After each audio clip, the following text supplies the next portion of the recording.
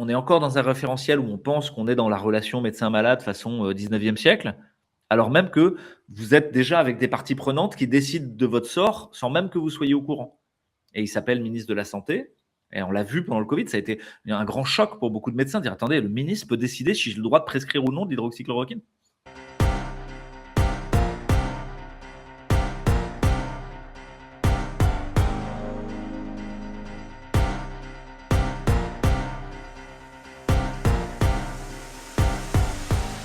Bonjour, docteur Louis Fouché, je suis ravie de vous accueillir sur Tribune Libre. Bienvenue.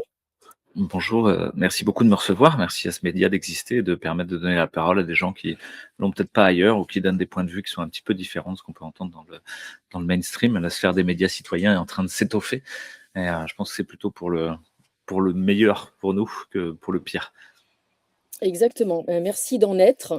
Effectivement, c'était la raison d'être de Tribune Libre, de donner la parole à des voix, on va dire, discordantes, notamment à l'époque du Covid, et d'experts ou de citoyens éclairés qui avaient des choses autres à dire. Alors, je vais vous présenter docteur Louis Fouché. À l'époque du Covid, les médias hyper subventionnés disaient que les voix discordantes étaient faites de sous-diplômés bas de plafond. Alors, je vais un peu raconter votre parcours de sous-diplômé. Voilà, ça peut faire sourire. Un petit peu d'humour ne nuit pas. Donc, vous êtes docteur en médecine, anesthésiste, réanimateur, c'est bien ça? Ouais, c'est bien ça, ouais, tout à fait. C'est une double spécialité. C'est une voie universitaire en soi à l'internat, hein. Vous savez qu'on peut être chirurgien, médecin, Mm. gynécologue, obstétricien, médecine du travail, etc. L'anesthésie-réanimation, c'est une voie en soi où il y a d'un côté l'anesthésie, de l'autre côté la réanimation. Moi, j'ai toujours fait les deux métiers parce que je trouvais qu'ils étaient plutôt complémentaires. L'anesthésie où on endort et on réveille des gens pour permettre un geste chirurgical diagnostique ou thérapeutique, aller chercher un morceau de tumeur et faire le diagnostic quelque part, ou au contraire retirer une tumeur ou ouvrir le ventre pour soigner une péritonite. Bon, bah avant on le faisait avec un morceau de bois dans la bouche et on disait aux gens serrez les dents. L'anesthésie a permis de faire un peu différemment et de permettre des grands progrès à la chirurgie aussi. Et donc on est sur une spécialité hyper technique qui manipule des médicaments potentiellement mortels, ce qu'on appelle des médicaments à index thérapeutique très étroit. C'est-à-dire si on se gourre de dose, eh ben, on peut très vite arriver à des effets secondaires très très graves. Et donc, c'est une spécialité où on fait attention à ce qu'on fait. Et c'est pareil en réanimation, sauf que le but n'est pas exactement le même.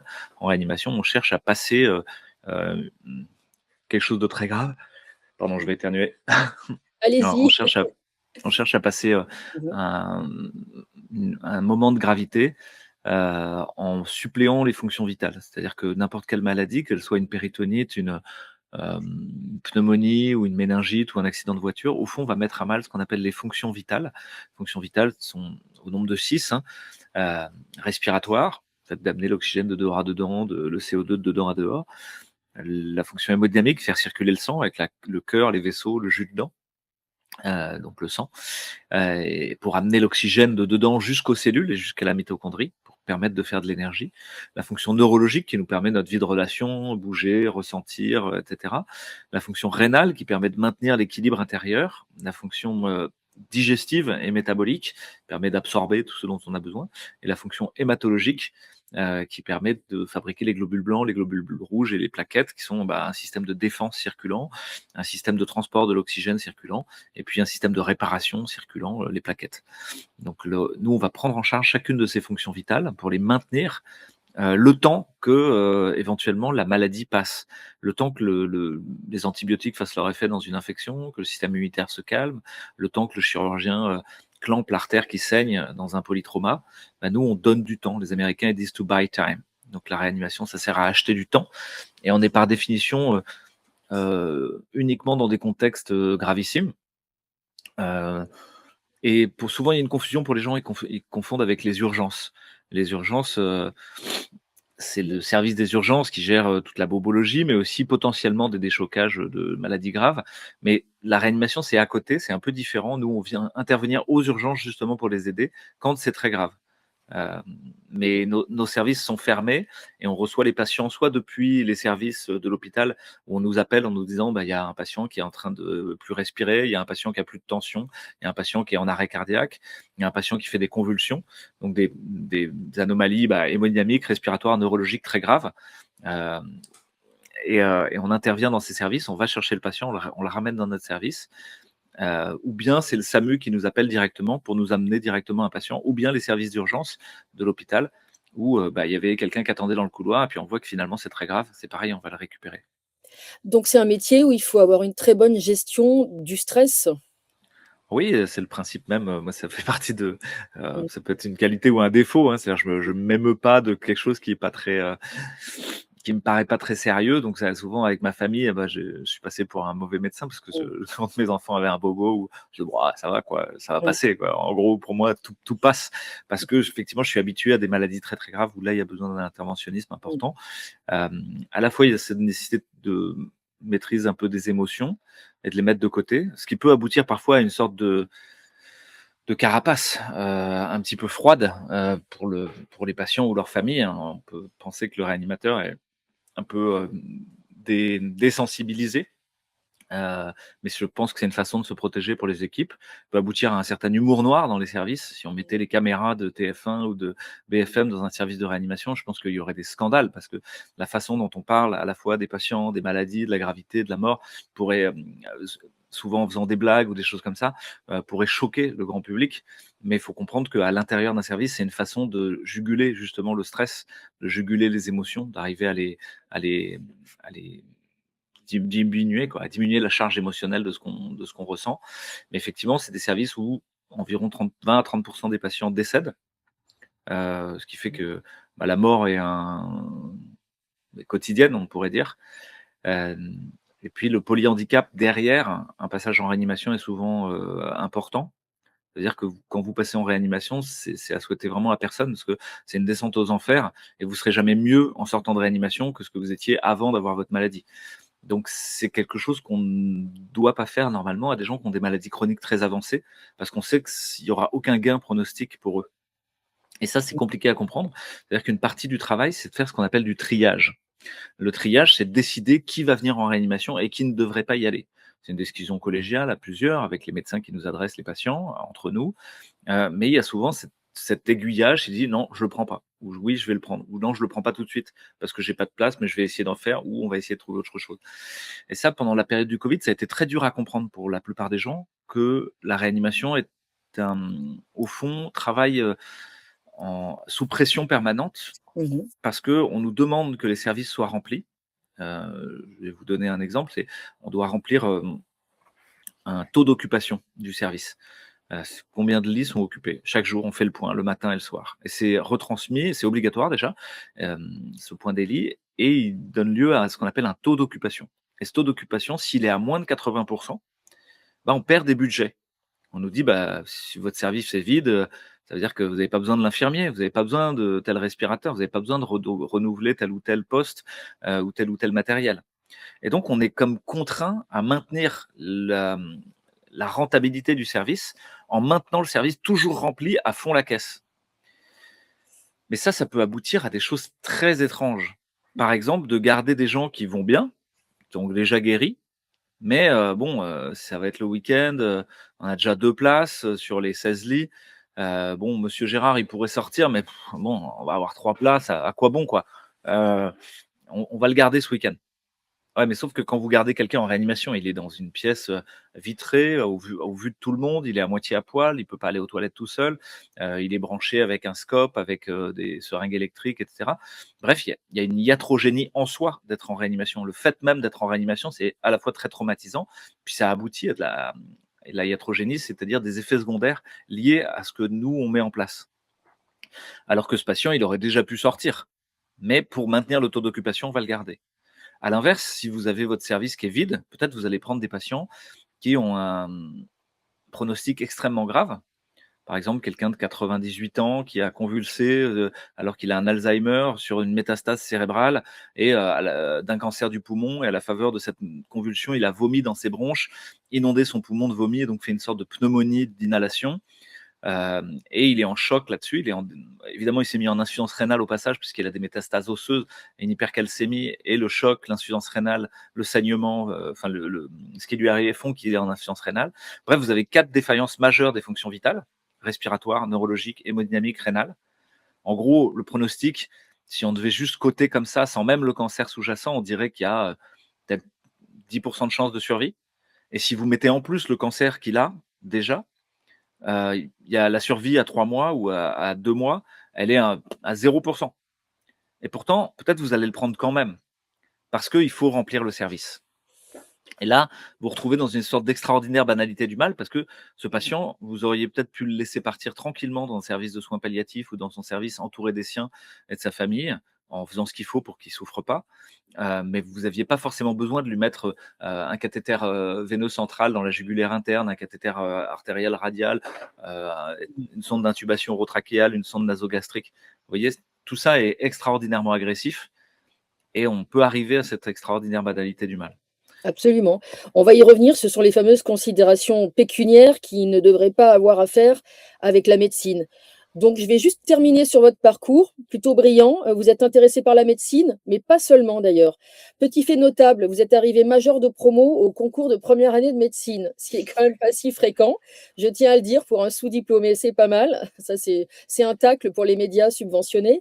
Vous vous intéressez aussi aux lettres. Vous êtes assez transversal, prépa Hippocagne, études de l'éthique et des pratiques médicales, communication non violente en contexte professionnel et un master 2 spécialisé dans les approches éthiques, déontologiques et anthropologiques de la santé. Donc la notion d'éthique, c'est quelque chose qui vous tient à cœur depuis longtemps finalement, bien avant le Covid.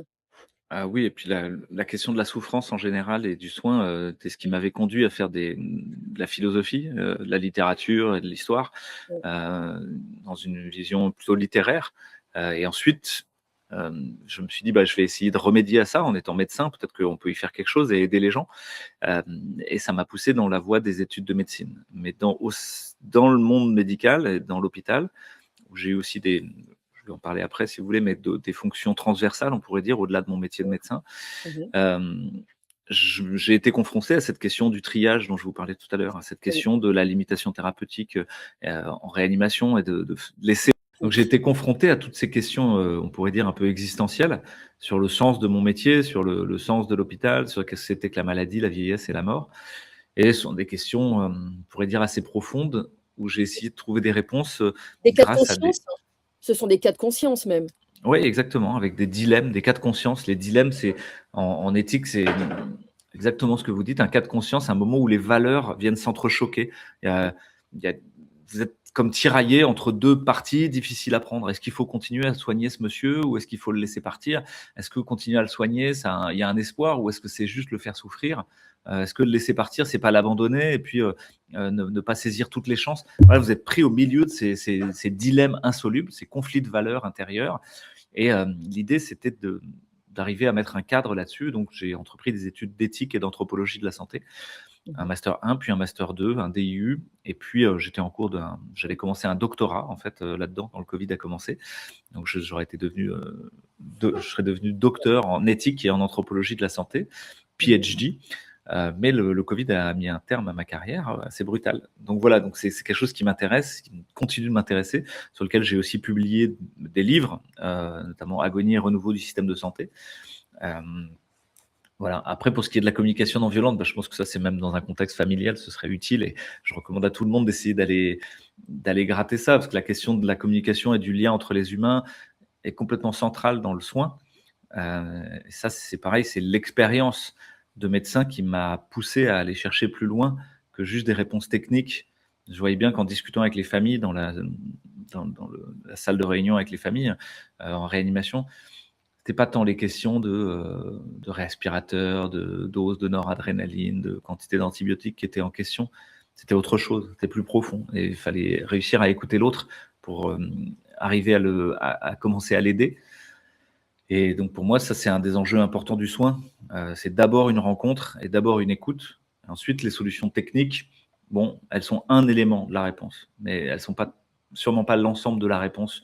Les gens commencent souvent à guérir avant même que vous ayez commencé à faire quoi que ce soit. simplement parce que vous êtes là et que vous écoutez la souffrance. Je me souviens par exemple pendant le Covid que, alors que les patients étaient enfermés dans les chambres et que nous on avait des masques canards, vous savez, le chapeau, une double paire de gants, on était vraiment dans des conditions d'isolement strict façon Ebola. C'était très stigmatisant pour les patients. Et il y avait un énorme isolement, ils étaient tout seuls, les visites étaient interdites, les visites des familles étaient interdites. Donc ils se retrouvaient à mariner au fond de leur chambre en disant qu'ils allaient crever, et c'était vraiment terrible, et en voyant que des petits hommes verts sans visage qui venaient les voir. Et moi, ce que je faisais, c'est que à partir du moment où il y avait 2 tests négatifs, c'était la règle qu'on s'était donnée, hein, 2 tests négatifs, c'est-à-dire à plus de 35 CT, c'est le cycle threshold du test PCR, dans Mmh. la trachée, on considérait qu'ils étaient plus virifères, c'est-à-dire qu'ils ne portaient plus un virus vers l'extérieur et qu'ils étaient plus susceptibles de contaminer qui que ce soit. Et donc, à partir de ce moment-là, on levait l'isolement. Et moi, je rentrais dans la chambre sans masque, sans rien, avec un grand sourire en disant ça y est, vous êtes guéris. Mmh. Alors, mais parfois, ils avaient encore de l'oxygène à gogo, ils étaient encore en train de très essoufflés par leur maladie. Mais juste le fait de leur dire ça, bah, je voyais un grand sourire sur leur visage et déjà, ça commençait à aller mieux et la spirale ascendante se mettait en route. Donc, ça fait partie du jeu. Et dans les autres diplômes ou qualifications, on pourrait dire, qui sont nécessaires, vous avez parlé de cette idée de gérer le stress, de gérer l'urgence, mais aussi le travail en équipe. L'idée que un réanimateur tout seul, en gros, vous me mettez dans la rue, moi je peux rien soigner, hein. J'ai besoin d'un hôpital, d'infirmiers, d'aides-soignants, de gens qui font le ménage, de gens qui font des courses pour aller emmener les prélèvements au laboratoire, d'un laboratoire en aval qui va regarder ce que j'ai prélevé comme sang et qu'est-ce qu'il y a dedans, d'un service d'imagerie, d'un chirurgien et de toute l'équipe de chirurgie avec un bloc opératoire. Donc je suis qu'un tout petit maillon à l'intérieur d'une énorme chaîne de soins. Et ça, Mmh. ça vous remet de l'humilité, c'est-à-dire on a l'impression que le réanimateur, hein, il joue un peu à Dieu sur Terre, il peut réanimer les gens, etc. Non, non, non, tout Mmh. ça n'existe que parce qu'on est pris dans une mise en cohérence collective. Et un des boulots du réanimateur, c'est de servir de chef d'orchestre, c'est-à-dire de chef d'orchestre, de prétexte à ce que les gens se retrouvent. Parce que je vais appeler le chirurgien, il va venir, je vais appeler le médecin interniste qui avait en charge le patient, je vais appeler les infirmiers, les aides-soignants, etc. Puis on va faire une réunion pluridisciplinaire pour discuter ensemble. Bah ça, c'est mon quotidien professionnel, c'est de réunir des gens pour faire des réunions pluridisciplinaires pour essayer de discuter et mettre en œuvre ce qui est le mieux possible pour le patient, et y compris avec les familles, avec les patients. Donc il y a toute cette idée du travail en équipe qui est fondamentale. Et enfin, il y a un dernier point qui me semble très important dans ce métier, c'est ce qu'on appelle la hiérarchie des priorités. Mmh. C'est-à-dire être capable de dire qu'est-ce qui est important et qu'est-ce qui n'est pas. Or, on se rend compte que beaucoup de nos contemporains sont à côté de la plaque sur ce qui est important et ce qui n'est pas. Ils passent parfois des heures et des années de vie à s'occuper de trucs qui peuvent paraître complètement triviales. Euh, et là, je vais te dire autrement, si vous avez quelqu'un qui est en arrêt cardiaque devant vous, la question n'est pas tout de suite d'aller voir s'il y a du PQ dans les chiottes, on s'en fiche. Ce qui compte là tout de suite, c'est de lui enlever ce qu'il aurait dans la bouche, sur lequel il peut s'étouffer, de s'organiser pour le massage cardiaque en disant toi tu fais ça, toi tu fais ça, toi tu fais ça, toi tu fais ça, toi tu tiens le chrono, toi tu masses et vous relayez à 2 toutes les 2 minutes, toi tu ramènes le défibrillateur, un choc toutes les 2 minutes, etc., à 200 joules. Bref, de donner un certain nombre d'ordres très précis pour mettre en place ce qui est le plus urgent et le plus nécessaire tout de suite. Donc ça a été très utile dans la période du Covid pour ne pas se noyer dans mais attendez, c'est quoi cette histoire de masque pour une épidémie virale qui est censée être gravissime. Enfin, au Mmh. mieux, c'est à la marge que ça pourrait être un tout petit peu utile à éviter que les gens se postillonnent à la gueule les uns des autres, mais c'est juste ridicule. Mettre autant d'argent, autant d'énergie sur cette histoire-là, alors Mmh. même qu'on ne met pas d'énergie sur des traitements précoces qui, eux, sont utiles pour que les gens aient une bonne immunité. Vous voyez, en termes de hiérarchie des nécessités, pour moi, il y avait vraiment quelque chose de choquant.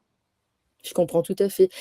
Dans la pratique de votre métier, quand vous avez débuté, je peux imaginer que ce qui a été le plus difficile, ça a été de, comment dirais-je? D'accepter «l'échec» entre guillemets, quand il y a un patient qu'on réanime et puis on se dit: «Il faut le laisser partir, il y a pas d'autre choix». Quand on est jeune médecin, c'est compliqué de gérer cet «échec» entre guillemets ou ce lâcher prise, je ne sais pas comment exprimer ça. Oui, il y a une sorte de lâcher prise. Alors, je suis pas sûr que ce soit si compliqué que ça à force. Et on est pris dans une ambivalence. Pour mon ancien chef de service, là, il me disait la mort est un échec. Pour lui, c'était ça. Or, il m'a été donné de voir que le plus grand nombre de cadeaux que j'ai reçus dans mon exercice professionnel n'était pas pour avoir réanimé des gens de manière positive, Mmh. mais pour avoir accompagné des décès de manière digne. et d'avoir pris le temps, pris le soin qu'il fallait pour que les gens meurent dignement, quoi. Pas tout seul au fin fond d'un service d'urgence, pas baignant dans leur merde, au fond de draps dégueulasses, mais non, entouré avec une équipe qui prend soin de la famille, qui Mmh. apporte un petit café, une bouteille d'eau, etc. Et j'ai été très surpris au départ. Je me suis dit, tiens, mais c'est marrant, c'est pour ça que je reçois des cadeaux. C'est pas pour avoir sorti les gens de réanimation.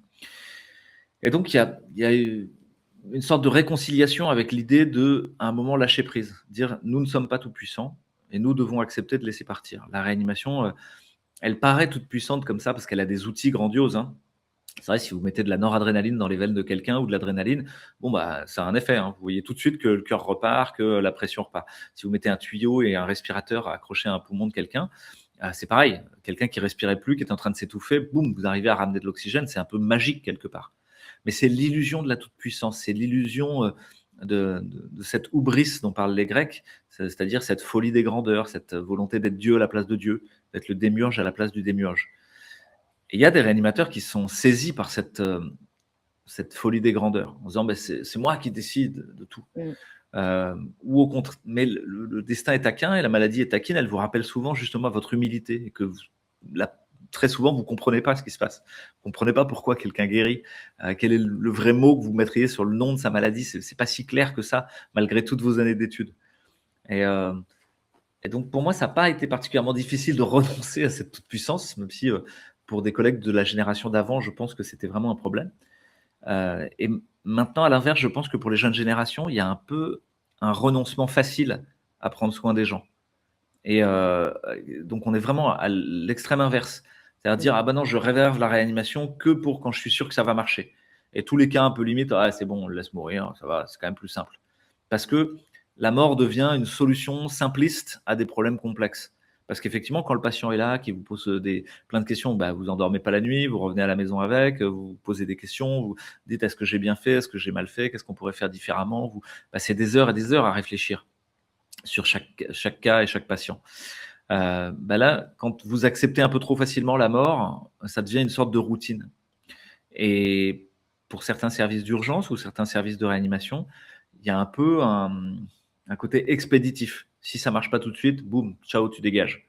Et là, c'est intéressant de voir qu'il y a vraiment des pratiques très différentes en fonction des services. Je vais prendre l'extrême, qui est la réanimation néonatale, la réanimation des tout petits bébés prématurés qui viennent de naître. Certains services considèrent qu'à moins de 500 grammes, moins de 24 semaines d'aménorrhée, hein, c'est foutu, ce grand prématuré n'aura aucun espoir de survie sans séquelles neurologiques. Et donc, tous ceux qui sont à moins de 500 grammes, moins de 24 semaines, ciao, bye bye. En gros, ils les laissent mourir quasiment tout de suite. Et ça, c'était le cas, par exemple, du service de néonatologie. Je caricature un petit peu, hein, mais en gros, c'était un peu leur politique dans un certain hôpital de Marseille, que je ne citerai pas.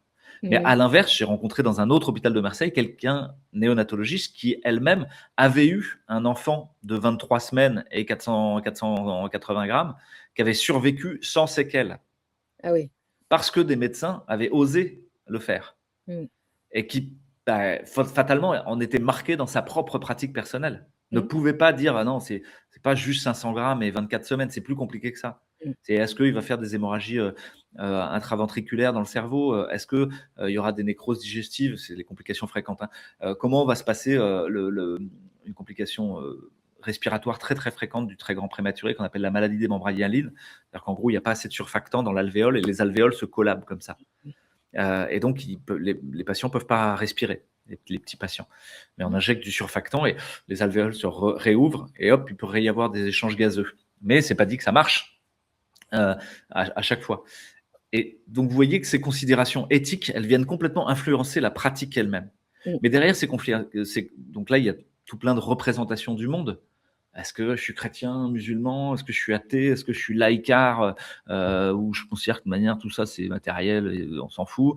Est-ce que je suis bouddhiste? Est-ce que j'ai une vision? Est-ce que moi-même, j'ai été traumatisé ou ma famille sur cette expérience-là?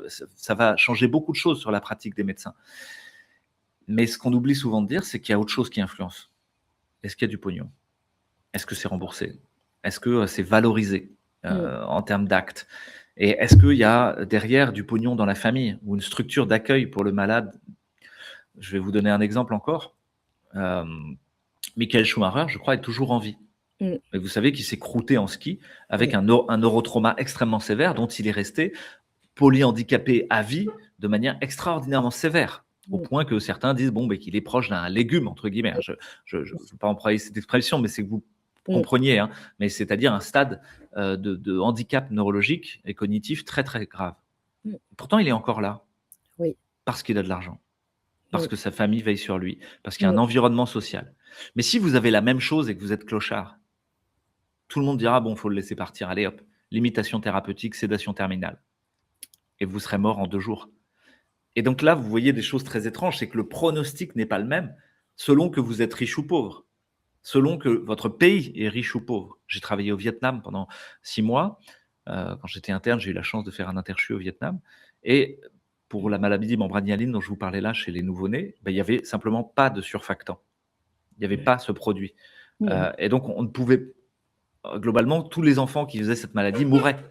Et moi, je savais qu'en France, avec juste une injection intratrachéale de ce produit-là, on arrivait à améliorer le pronostic de manière majeure, qui faisait que plus de 70% de ceux qui pouvaient avoir ce traitement s'en sortaient.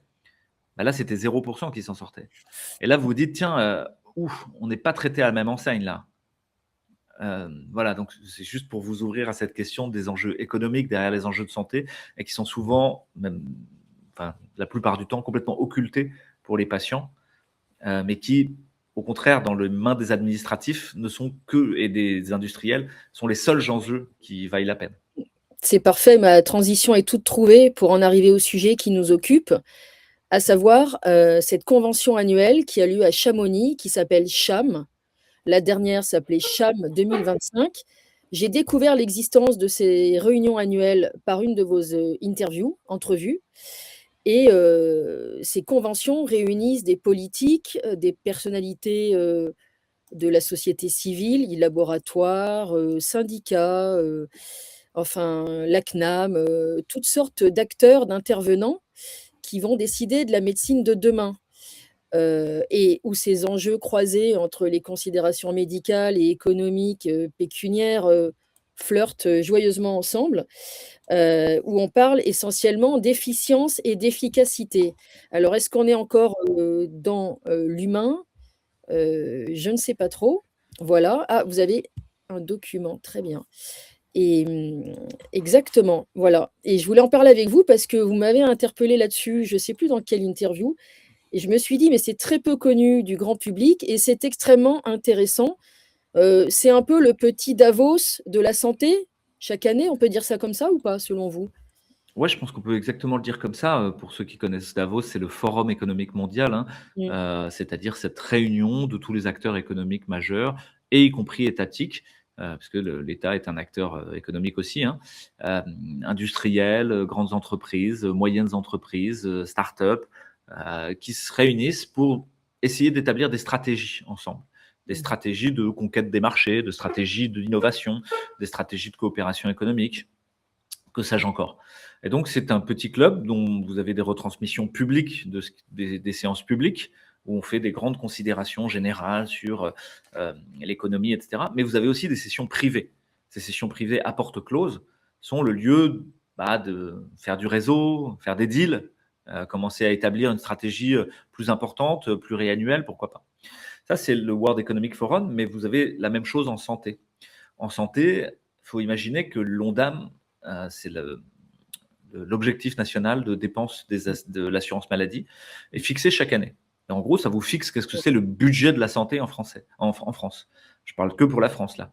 Le budget de la santé, c'est 274 milliards à peu près, là, cette année, pour la loi de programmation 2026.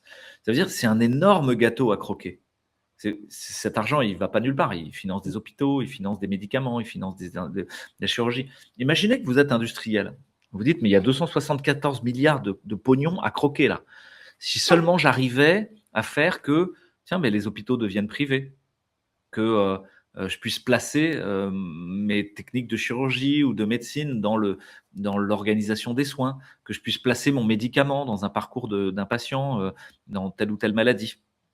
Et puis, évidemment, tout ça va beaucoup mieux marcher si vous mettez ensemble un partenariat public-privé. Vous savez, ces Mmh. fameux PPP, qui sont en fait l'utilisation de l'appareil d'État et de l'appareil Mmh. institutionnel par la sphère privée pour faire plus de profits et en plus rendre obligatoires ces profits. Je vais vous donner un exemple de partenariat public-privé, le moment des vaccins contre le Covid. Mmh. Vous avez eu plus de 70 milliards qui ont été dépensés, simplement à l'échelle de l'Union européenne, pour le premier round des vaccins anti-Covid, et qui était lié à un accord qui avait été passé entre l'Union européenne et les industries. Vous n'avez jamais dit quoi que ce soit si vous étiez d'accord ou pas. Vous Mmh. n'avez jamais acheté le produit, on ne vous l'a jamais prescrit pour le justifier. Non, tout ça a été décidé en amont par ce partenariat public-privé entre, en l'occurrence, l'Union européenne et, et les industriels de la santé. Alors, c'est peut-être la première dimension à comprendre à travers cet exemple du CHAM. C'est la santé, c'est pas juste votre médecin et vous dans votre colloque singulier pour trouver le meilleur soin possible pour vous, votre parcours de soins. Ça existe, c'est vrai, c'est réel, hein, et il y a des gens qui le font très bien. Mais tout ça s'intègre dans un système plus large. Ce système plus large, c'est, on va l'appeler la médecine de ville, le système de médecine hospitalière, le système de santé en général, donc les acteurs du système de santé, mais là-dedans, il y aura les ambulanciers qui vous amènent depuis votre petit village de province jusqu'au CHU, il y aura le CHU lui-même, il y aura plein d'acteurs dont vous n'avez même pas idée. Il y aura des acteurs institutionnels et des acteurs privés. Les acteurs institutionnels, ce sera le CHU, les acteurs privés, ce sera l'orthophoniste, le kiné au coin de la rue. Mais au-delà du kiné et de l'orthophoniste, il y a ceux qui vendent les machines aux kinésithérapeutes. Mmh mh mh. Au-delà du médecin, il y a ceux qui vendent les machines aux médecins, aux chirurgiens, ceux qui vendent les médicaments aux médecins, aux chirurgiens et à l'ensemble des différents prestataires. Euh, et donc, vous voyez petit à petit que tout ça est un écosystème complexe dans lequel vient s'insérer le patient, le soignant, et les soignants, parce qu'il y en a plein de différents, hein, je vous ai dit, le médecin, l'infirmier, l'aide-soignant, le coursier, la personne qui fait le ménage à l'hôpital, l'administratif de l'hôpital, etc. Les tutelles institutionnelles administratives. Et là, vous allez avoir des instances en charge de gérer la santé. Et en France, vous avez plus d'une quinzaine d'instances en charge de le faire. C'est un millefeuille administratif extraordinairement complexe. Vous avez peut-être déjà entendu parler du ministère de la Santé. Bon, ok. Mais il n'y a pas Mmh. que ça. Il y Mmh. a la Direction générale de la santé, la Haute Autorité de santé, le Comité consultatif national d'éthique, les agences régionales de santé, etc., etc. Et c'est complètement opaque, en fait, pour la plupart d'entre vous. C'est même incompréhensible pour ceux qui sont dedans, et même les soignants eux-mêmes n'y connaissent rien la plupart du Ouais, temps. c'est une Euh, usine à gaz. c'est une usine à gaz très complexe. Et Mmh. puis vous avez tous ceux qui cherchent à gagner de l'argent, quoi, les pillards. Euh, les Mmh. pillards qui vous auront tout intérêt à ce que vous soyez malade, pas tellement intérêt à ce que vous guérissiez, parce que si vous étiez guéri, il y a souvent Mmh. cette blague, hein, un malade guéri, c'est un client de perdu. Bien sûr. Donc il faudrait vous maintenir malade le plus longtemps possible. À cet écosystème s'ajoute l'écosystème de la création du savoir en médecine. L'université, la recherche, les laboratoires de recherche privés au public, l'édition scientifique qui permet de valider par un article scientifique les découvertes que vous avez faites. Et donc là-dedans, il y a les comités éditoriaux des revues scientifiques, mais aussi l'éditeur en chef et puis ceux qui publient ces trucs-là. Euh, donc vous voyez, tout cet écosystème extraordinairement complexe se réunit ensemble Mmh. à Chamonix chaque année pour la France pour inventer le futur du système de santé. C'est écrit en anglais, c'est écrit Inventing the Future of the Healthcare System. C'est pour la France. Ça devrait vous poser question peut-être déjà. Et ces gens, comme vous l'avez dit, ils représentent la caisse d'assurance maladie, une association de jeunes médecins, un groupe syndical d'infirmiers, une ancienne ministre de la Santé, le directeur de tel ou tel groupe de la tech qui fait de l'IA en santé, Mmh. un autre qui de chez Novartis, etc. Et le tout est financé par des laboratoires pharmaceutiques et des firmes de la data. Peut-être on y viendra sur ce sujet, peut-être vous ne voyez pas pourquoi la data Mmh. vient se mettre là-dedans, mais actuellement, c'est la transition qui est à l'œuvre, c'est qu'on est en train de passer d'une médecine telle que vous la connaissiez jusqu'ici à une médecine de la data. C'est-à-dire où l'information devient monnayable, où l'information devient quelque chose de très important. Connaître votre taille, votre âge, votre poids, votre date de naissance, vos comorbidités devient une donnée interopérable. C'est-à-dire que ça n'est plus quelque chose qui est de l'ordre du secret médical, et professionnelle, ça devient une donnée dans des tableurs de données où on explique qu'il faudrait qu'elle soit mieux monnayée. Il y a une des sessions de 2025, c'était justement Ouais. la data, le nouvel Eldorado, quoi, en gros. Hein. Faut-il monnayer plus la santé, les données de santé. Enfin voilà où on en est. Donc En 2025, ça s'appelait, la session 2025, c'était «La santé, quoi qu'il en coûte». c'est Vous ça. savez, cette expression macroniste bien connue. Exactement. La santé, quoi qu'il en coûte, on va dire que les comptes rendus sont assez convenus. Peut-être vous connaissez le Pipotron. Si vous connaissez pas le Pipotron, Mmh mh.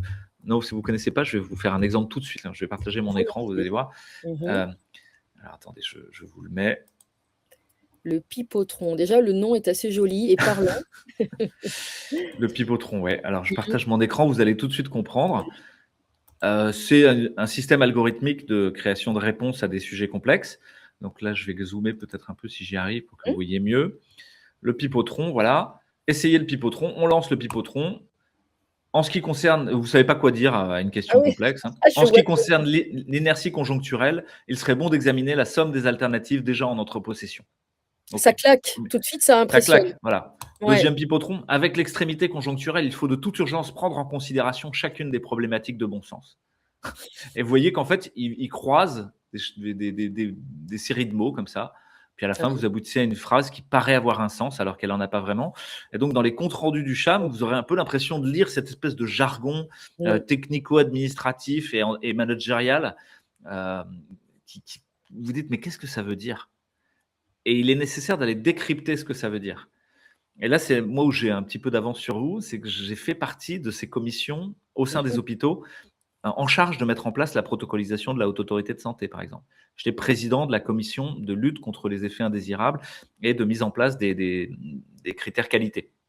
J'ai été aussi président du comité de lutte contre la douleur de mon hôpital. Et donc, j'étais sans cesse en lien avec des industriels qui venaient me gratter l'amitié en me disant mais notre produit est formidable. Je vous donne un exemple, c'est l'Isalgie, c'est Mmh. des sels d'opium. C'est un Ah oui. mélange de paracétamol, d'opium. Mmh mh. Bon, c'est un médicament qui marche très bien, mais qui est très addictif et qui va créer des addictions majeures. Hein, donc, vous aurez plein d'effets secondaires. Mais en permanence, les gens de chez Isalgie me proposaient de faire un colloque, d'organiser un colloque, d'organiser quelque chose. Ils finançaient le petit déjeuner qu'on pourrait faire dans tel ou tel service pour aller discuter de leurs produits. Et, et donc, j'ai déjà été confronté à ces endroits où les conflits d'intérêts commencent à devenir majeurs, où les chevauchements entre différents territoires commencent à devenir tellement importants que vous ne voyez plus vraiment la différence entre la directrice de la caisse d'assurance maladie et puis le responsable com de telle entreprise de l'IA. Jusqu'à même des moments où le développement de certains médicaments, je pense, Mmh. une de mes spécialités, c'est la réanimation hématologique, c'est les cancers du sang, Ouais. les leucémies, les lymphomes. Et les thérapeutiques actuellement sont en train d'évoluer beaucoup. Et il y a une thérapeutique qui s'appelle les ticarcelles, qui est une sorte de reprogrammation des lymphocytes, de certains globules blancs très particuliers, où on les reprogramme, on les dresse à aller contre la tumeur. Et on les réinjecte au patient. Donc on lui prend ses propres lymphocytes et on lui réinjecte ses lymphocytes après les avoir cultivés et les avoir dressés contre la tumeur. Alors à la fois c'est plein de promesses, c'est très intéressant, mais c'est très dangereux, il y a aussi plein d'effets secondaires. Mmh mh. Et le prix de ces thérapeutiques est coté en fonction de ce que ça épargnerait comme chimiothérapie. Donc, vous avez une injection de ticarcelle, elle est peut-être à 175 000 euros. Vous voyez, donc vous avez la main qui tremble un peu quand vous avez la seringue dans les mains. Et qui développe ça, cette énorme. En Mmh. fait, c'est l'industrie directement. C'est-à-dire que vous n'avez même plus le CHU qui a son mot à dire, même plus le secteur de recherche du CHU ni rien. C'est au sein du CHU, c'est l'industrie qui vient vous proposer de faire telle ou telle recherche, etc. Dans pas mal de CHU, mais là, je pense à l'IHU, hein, l'Institut hospitalier universitaire de Marseille, euh, on fait des prélèvements de routine, mais on fait beaucoup de recherche. Et ces prélèvements de routine, pour un certain nombre d'entre eux, aboutissent à créer ce qu'on appelle une biobanque. Une biobanque, c'est on garde un peu d'urine, un peu de plasma, un peu de crachat, un peu de sel dans des espèces de coffres-forts de chambres froides euh, pour plus tard, on verra. Alors, ça peut servir à faire un diagnostic rétrospectif. Par exemple, au moment du Covid, l'IHU est allé chercher dans les prélèvements des années précédentes, est-ce que le Covid n'était pas déjà là? Mmh. Et juste, on ne savait pas le diagnostiquer parce qu'on n'avait pas le test, mais donner des rhumes et puis voilà quoi. Donc ils ont utilisé des biobanques à ce moment-là. Ces biobanques, vous dites, bah d'accord, elles sont gérées par qui? Ah bah Oui. jusqu'ici, elles étaient gérées par les services de recherche et les services de soins.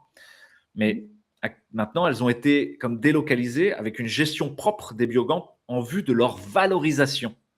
Sous-entendu, nous allons vendre les résultats à des laboratoires pharmaceutiques qui font de la recherche.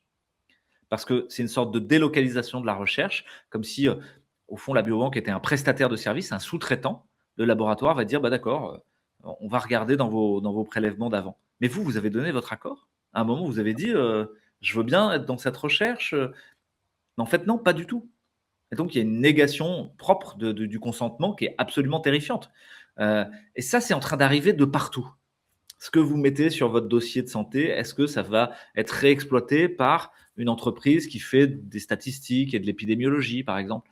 Bah, aujourd'hui, aux États-Unis, il y a une entreprise qui s'appelle Patients Like Me, c'est une sorte d'application sur votre téléphone qui vous permet de retrouver des gens qui ont la même pathologie que vous. Imaginez, vous avez une maladie de Lyme, vous êtes tout seul dans votre coin comme une merde. Bah, évidemment, vous avez envie d'être en contact avec d'autres parce que vous savez que vous allez peut-être trouver des solutions. Donc, Patient Like Me fait ça. On pourrait dire c'est un super service. Mettre des patients en lien, c'est formidable. Oui. Sauf que comment ils se financent? En revendant vos datas. Et donc, ça veut dire que vous serez ensuite la proie d'un ciblage marketing particulier. Ah, vous avez le Lyme, eh ben tiens, Novartis qui a développé un nouveau truc va vous cibler en priorité ou des choses comme ça. Ouais, enfin bon, voilà. Et donc, Et on est en plein dans un changement très important du système de anthropologique? santé, quoi. C'est même Ouais, un changement anthropologique, ouais, ouais, tout à fait. civilisationnel. Ça a été créé en 2009 d'ailleurs, pendant le quinquennat, Sarkozy. Bon, peut-être qu'il y a pas de lien de cause à effet, mais vous connaissez le contexte de création de cette convention annuelle? Oh, oui, enfin, Mmh. il faut imaginer que Cham, c'est un parmi d'autres. C'est-à-dire, D'accord. pour moi, c'est le plus facile à lire pour le grand public parce qu'on voit Mmh. vraiment la collusion d'intérêts directs et que le Oui, fait que ça parle que de pognon, hein, je ne sais pas si vous avez remarqué, j'ai à la vu. fin, il s'agit d'efficience, d'efficacité. À la marge, on dit que faut que les gens soient bien soignés, mais en fait, non, on s'en fout un peu. Ce qui compte, c'est de faire des économies en santé. Mmh. Et toutes les conclusions du Cham 2025, c'est bah, notre système de santé nous coûte trop cher, donc il va falloir gratter sur les soins. Il va falloir tout mettre en digital parce que ce qui compte cher, c'est quand même le personnel. Donc, on va mettre de l'IA partout. Le numérique est incontournable. Et puis, il va falloir améliorer la pertinence des soins. Pertinence des soins, ça veut dire ne pas prescrire quelque chose pour rien. Voilà, Mmh. de prime abord, vous dites ah bah, c'est bien, oui, il ne faut pas prescrire des choses pour rien. Sauf que comment on fait pour évaluer que c'est bien prescrit? Bah, on va mettre des références médicales opposables, c'est-à-dire des référentiels sur qu'est-ce que les médecins ont le droit ou pas le droit de prescrire. Et là, vous voyez apparaître quelque chose d'autre. C'est mais qui décide ce qu'on a le droit ou pas de prescrire? Ben, les mêmes, ceux qui sont dans ces réunions, donc l'industriel lui-même, avec la CPAM, va dire non, mais là, on peut prescrire ça et là, on peut pas. Ça veut dire quoi? C'est-à-dire si vous dites bon, hydroxychloroquine dans le Covid, ah bah Mmh. non, c'est une référence médicale opposable. Vous n'avez pas le droit de le prescrire. C'est Donc là que la là, politique vient s'immiscer dans votre eh, relation patient-médecin. exactement, au nom de la science et au nom, en plus de la science maintenant, de l'efficience économique. Il ne faudrait pas prescrire un truc qui sert à rien. Sauf qu'on passe dans ces références médicales opposables, je peux vous assurer qu'il y en a plein des médicaments qui servent à rien et qui sont sans cesse prescrits. Mais ça va, ils sont dans la RMO. Ils font partie de la logique d'efficience. Donc, vous voyez qu'il y a une sorte de perversion. C'est à la fois sur le papier, si vous regardez le truc de loin, vous dites oh bah ouais, c'est plutôt pas mal, ils cherchent à bien faire, à coopérer, à faire un écosystème cohérent. Mais dès que vous rentrez dans les détails, vous vous rendez compte que l'intention n'est pas claire. L'intention est de faire de l'argent. L'intention est d'utiliser vos datas. L'intention est de réduire votre marge de manœuvre à la fois en tant que patient et en tant que soignant, aboutissant à ce que Bernard Stiegler, c'est un penseur de la technique, hein, Mmh. mais Bernard Stiegler appelait la prolétarisation intégrale. Je vais essayer d'expliquer ça. Oui, Prolétariser, vous vous souvenez, c'est le mot prolétaire, ça vous fait oui. penser à Marx, au communisme, Mmh. etc. Bah oui, pour Marx, le prolétaire, c'est celui qui n'était pas propriétaire de son outil de travail. C'est-à-dire, il Mmh. va à l'usine et puis il fait ce qu'on lui demande de faire. Mmh. Il fraise, il tourne. Et puis c'est un autre, le capitaliste, qui lui récolte les fruits du travail et qui décide ce qui va être fait et ce qui n'est pas fait. Prolétarisation intégrale, ça veut dire quoi? Ça veut dire c'est la même chose, mais aujourd'hui pour un soignant. Il n'est plus propriétaire de son outil de travail. Il ne décide pas comment il travaille. Il ne décide pas même ce qu'il va prescrire. Il n'est là que pour effectuer une tâche répétitive d'ouvrier spécialisé, au fond. Et ça veut dire quoi? Ça veut dire, dans prolétarisation intégrale, il y a l'idée d'une perte des savoirs, une perte du savoir-faire. Petit à petit, je sais plus faire telle ou telle chose. Vous regardez ce que c'est faire un médecin aujourd'hui versus ce que savait faire un médecin généraliste il y a 50 ans, ça n'a plus rien à voir. Un généraliste, il y a 50 ans, il savait faire un accouchement, il savait prendre la tension sans avoir besoin de la machine qui gonfle toute seule, il savait faire une ponction lombaire. Aujourd'hui, la plupart des généralistes ne savent plus faire ça. Il y a une perte des savoir-être. Être médecin, qu'est-ce que ça veut dire en termes, qu'est-ce que j'incarne? Qu'est-ce que ça veut dire au sein de la société? Vous perdez ce savoir-être. Vous savez plus vraiment. Vous êtes un prestataire de service pour un truc technique. Vous allez passer au stand.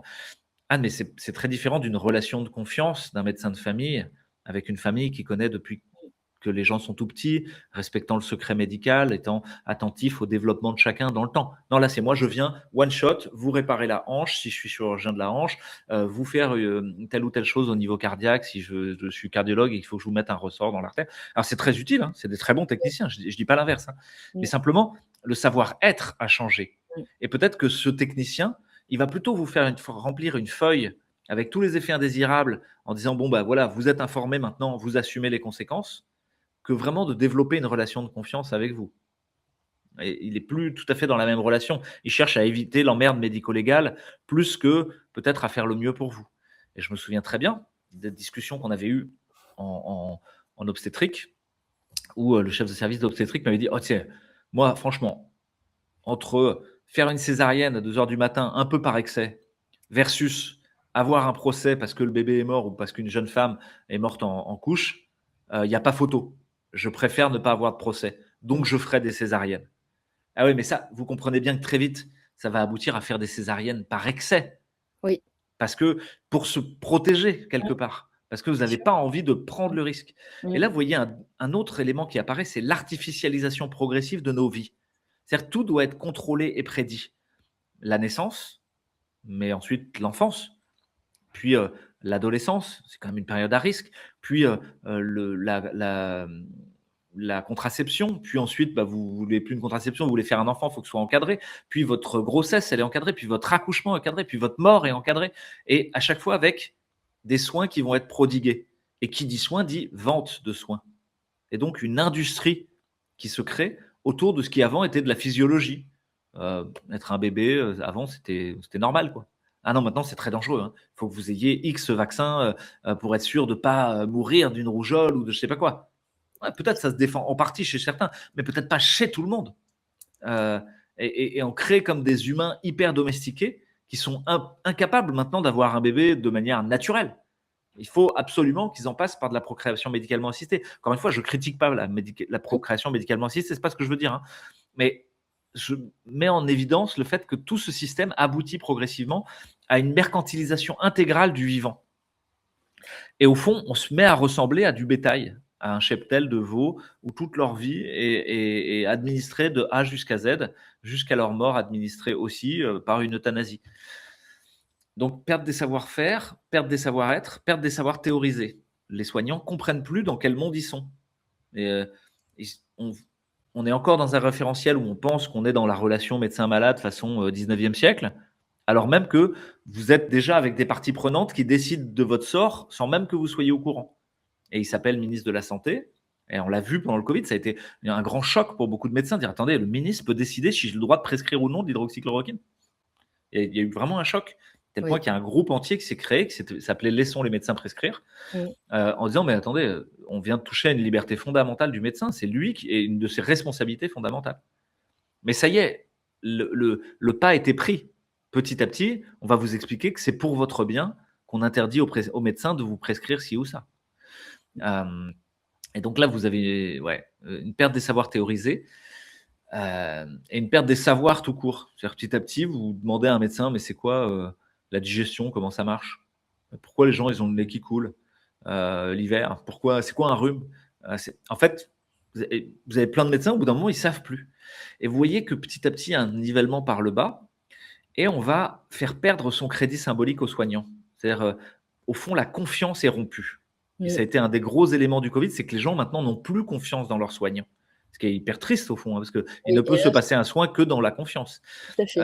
et une guérison que dans la confiance et dans Mmh. la rencontre humaine. Bah, ça, c'est perdu. Dans le même temps, il se passe des modifications administratives et législatives. Mmh. Je pense à la fac, par exemple, sont apparues progressivement ce qu'on appelle les filières avancées, de pratique avancée. C'est quoi? C'est un infirmier peut devenir un infirmier en pratique avancée. Sous-entendu, il a un droit de prescription. Non, il a un droit. Donc, l'infirmier est très content. On survalorise son diplôme. Il a un meilleur salaire, etc.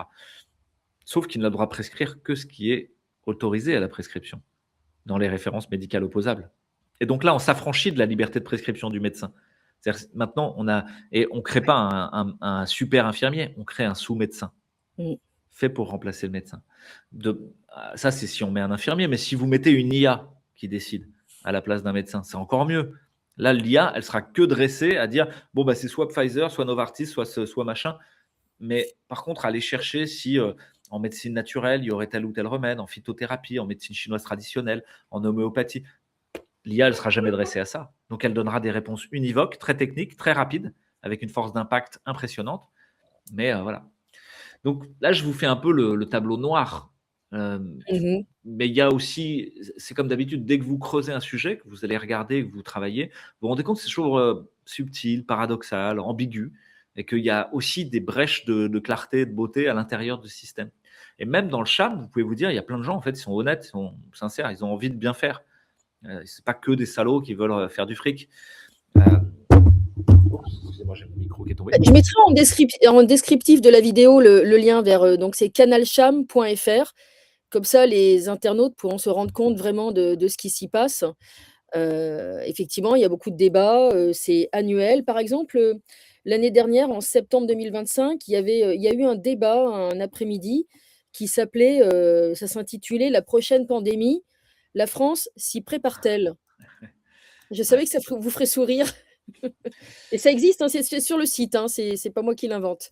On peut le Oui, trouver sur alors le site. ça fait d'autant plus sourire que les révélations sur l'affaire Epstein, toute récente, nous montrent que la préparation même des pandémies, en l'occurrence, avait été orchestrée par Bill Gates et la fondation Bill et Melinda Gates, euh, Epstein, certains services secrets, certains secteurs militaires, etc. Et Mmh. donc, vous voyez bien que et le tout pour en faire un maximum de pognon.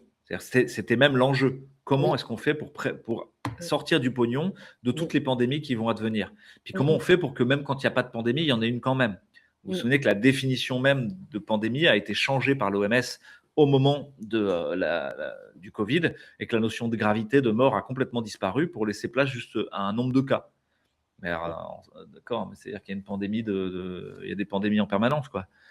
Sauf que si vous dites pandémie, c'est une situation exceptionnelle, ça veut dire vous allez avoir des pouvoirs et des droits exceptionnels en tant que législateur ou en tant que politicien ou en tant qu'industriel. Vous allez sortir du régime standard et vous allez peut-être mettre un médicament sur le marché sans avoir à en passer par des AMM standards, des autorisations de mise sur marché standard. Vous avez le droit de le faire de manière accélérée et donc de ne pas faire d'études de génotoxicité, ce qui a été le cas pour le vaccin, les vaccins anti-Covid, et qui a donné lieu au scandale qu'on sait, quoi. Donc, ouais, effectivement, c'est un gros enjeu et à l'OMS a été voté le traité sur les pandémies.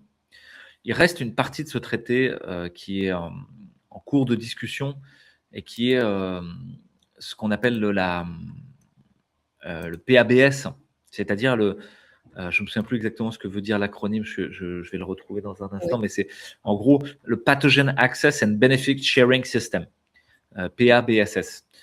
C'est quoi ce truc-là? C'est l'idée que à la faveur d'une pandémie, n'importe quel laboratoire pharmaceutique et n'importe quel industriel et n'importe quel laboratoire de recherche pourrait se mettre à coopérer de manière accélérée en échangeant les données sur des pathogènes agressifs, en échangeant leur savoir-faire pour mettre en place des contre-mesures à l'épidémie rapide. Mmh mh. À tel point qu'il y a un réseau en Europe qui s'appelle ERINHA, ERINHA, qui est un réseau de biolabs, donc des laboratoires accrédités à faire de la recherche sur des pathogènes dangereux, Mmh. soit P3 ou P4, et qui sont non seulement accrédités, mais maintenant obligés de coopérer ensemble, et y compris avec l'industrie, pour mettre en place des contre-mesures. C'est quoi des contre-mesures? Ça paraît être un langage militaire. Ouais, c'est un langage militaire. Oui. C'est ce qu'on appelle les Rapid Response Teams.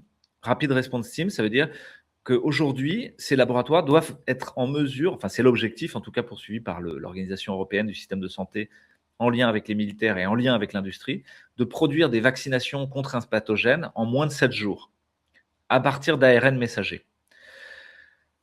Oula, attendez, ça veut dire quoi? Ça veut dire que tout Mmh. ça est extrêmement préparé. Tout ça est extrêmement organisé. Et au fond, c'est ce que vous pouvez comprendre à travers le CHAM. C'est que le système de santé n'est pas le fruit d'un hasard. Il n'y a pas de, il n'y a pas de décision populaire de mettre en place telle ou telle chose. Il n'y a même pas de politique de santé. Au sens de la politique où vous et moi, on se mettrait autour d'une table avec d'autres gens, puis on dirait, mais on a besoin de quoi, nous, dans notre quartier, en termes de besoins de santé pour nos vieux, pour nos jeunes, puis de quoi on n'a surtout pas besoin et qu'il faut arrêter de nous gonfler avec.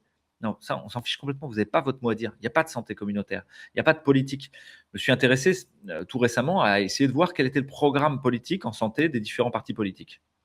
En fait, c'est Oui, toujours le même, avec un marketing plus ou moins à gauche, plus ou moins à droite, en fonction de la sensibilité du parti. Hein. Mais il n'y a pas de programme et c'est le même. Et ce programme, c'est quoi? Bah, c'est le compte-rendu du CHAM de chaque année. Donc, il n'y a pas de politique.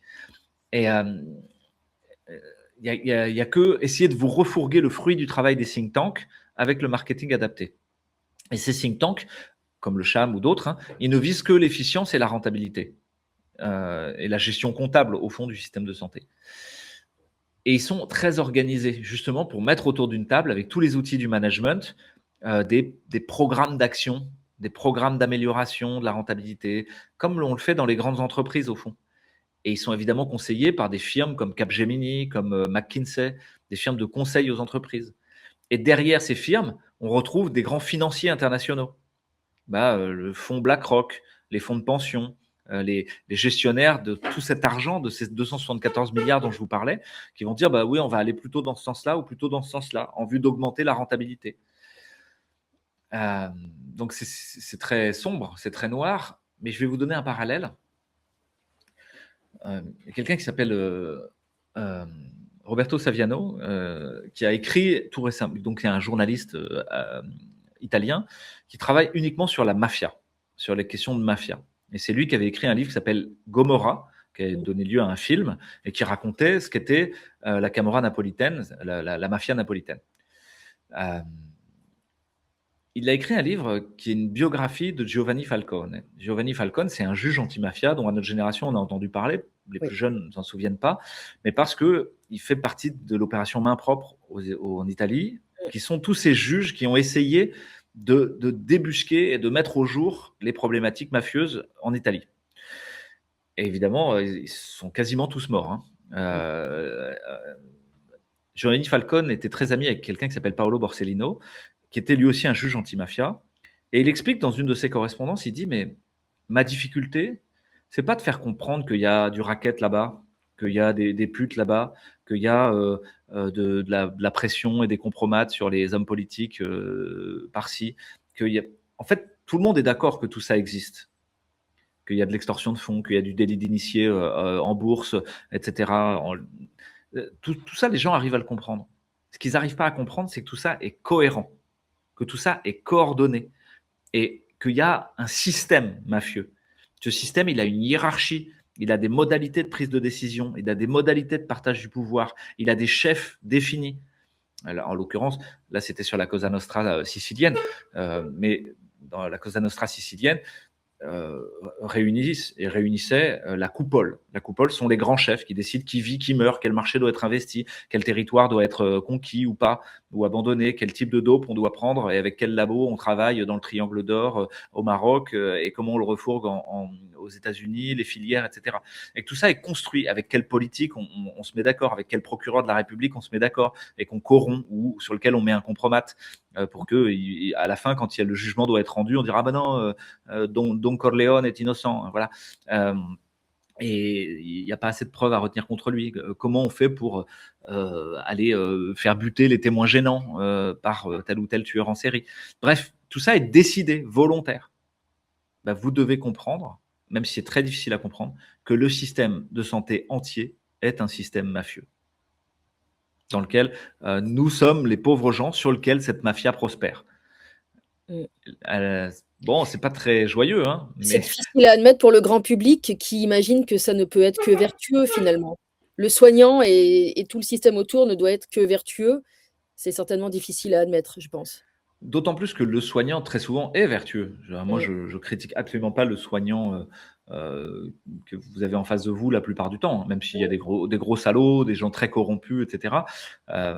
Et pour ça, vous avez quand même intérêt à aller voir, les conflits d'intérêts, qui sont mis en place, hein. Je me souviens d'un collègue, à Marseille qui disait du mal de moi pendant le covid. Il avait plus de 180 000 € de conflits d'intérêts avec l'industrie pharmaceutique, Mmh. déclarés sur Transparence Santé. Et ça, c'est que ce qui est déclaré, hein. Donc, c'est vraiment un petit joueur, parce que les vrais gros joueurs, des Agnès Buzyn, des je sais pas quoi, et vous savez jamais combien ils ont touché. C'est Parce que caché tout est aux sur des îles paradis Cali fiscaux? exactement, tout est Ouais. aux îles Caïmans sous la forme de stock option ou de ce que Mmh. vous voulez. Ils ont tous les moyens possibles et imaginables pour Mmh. arriver à échapper à la surveillance. Et donc,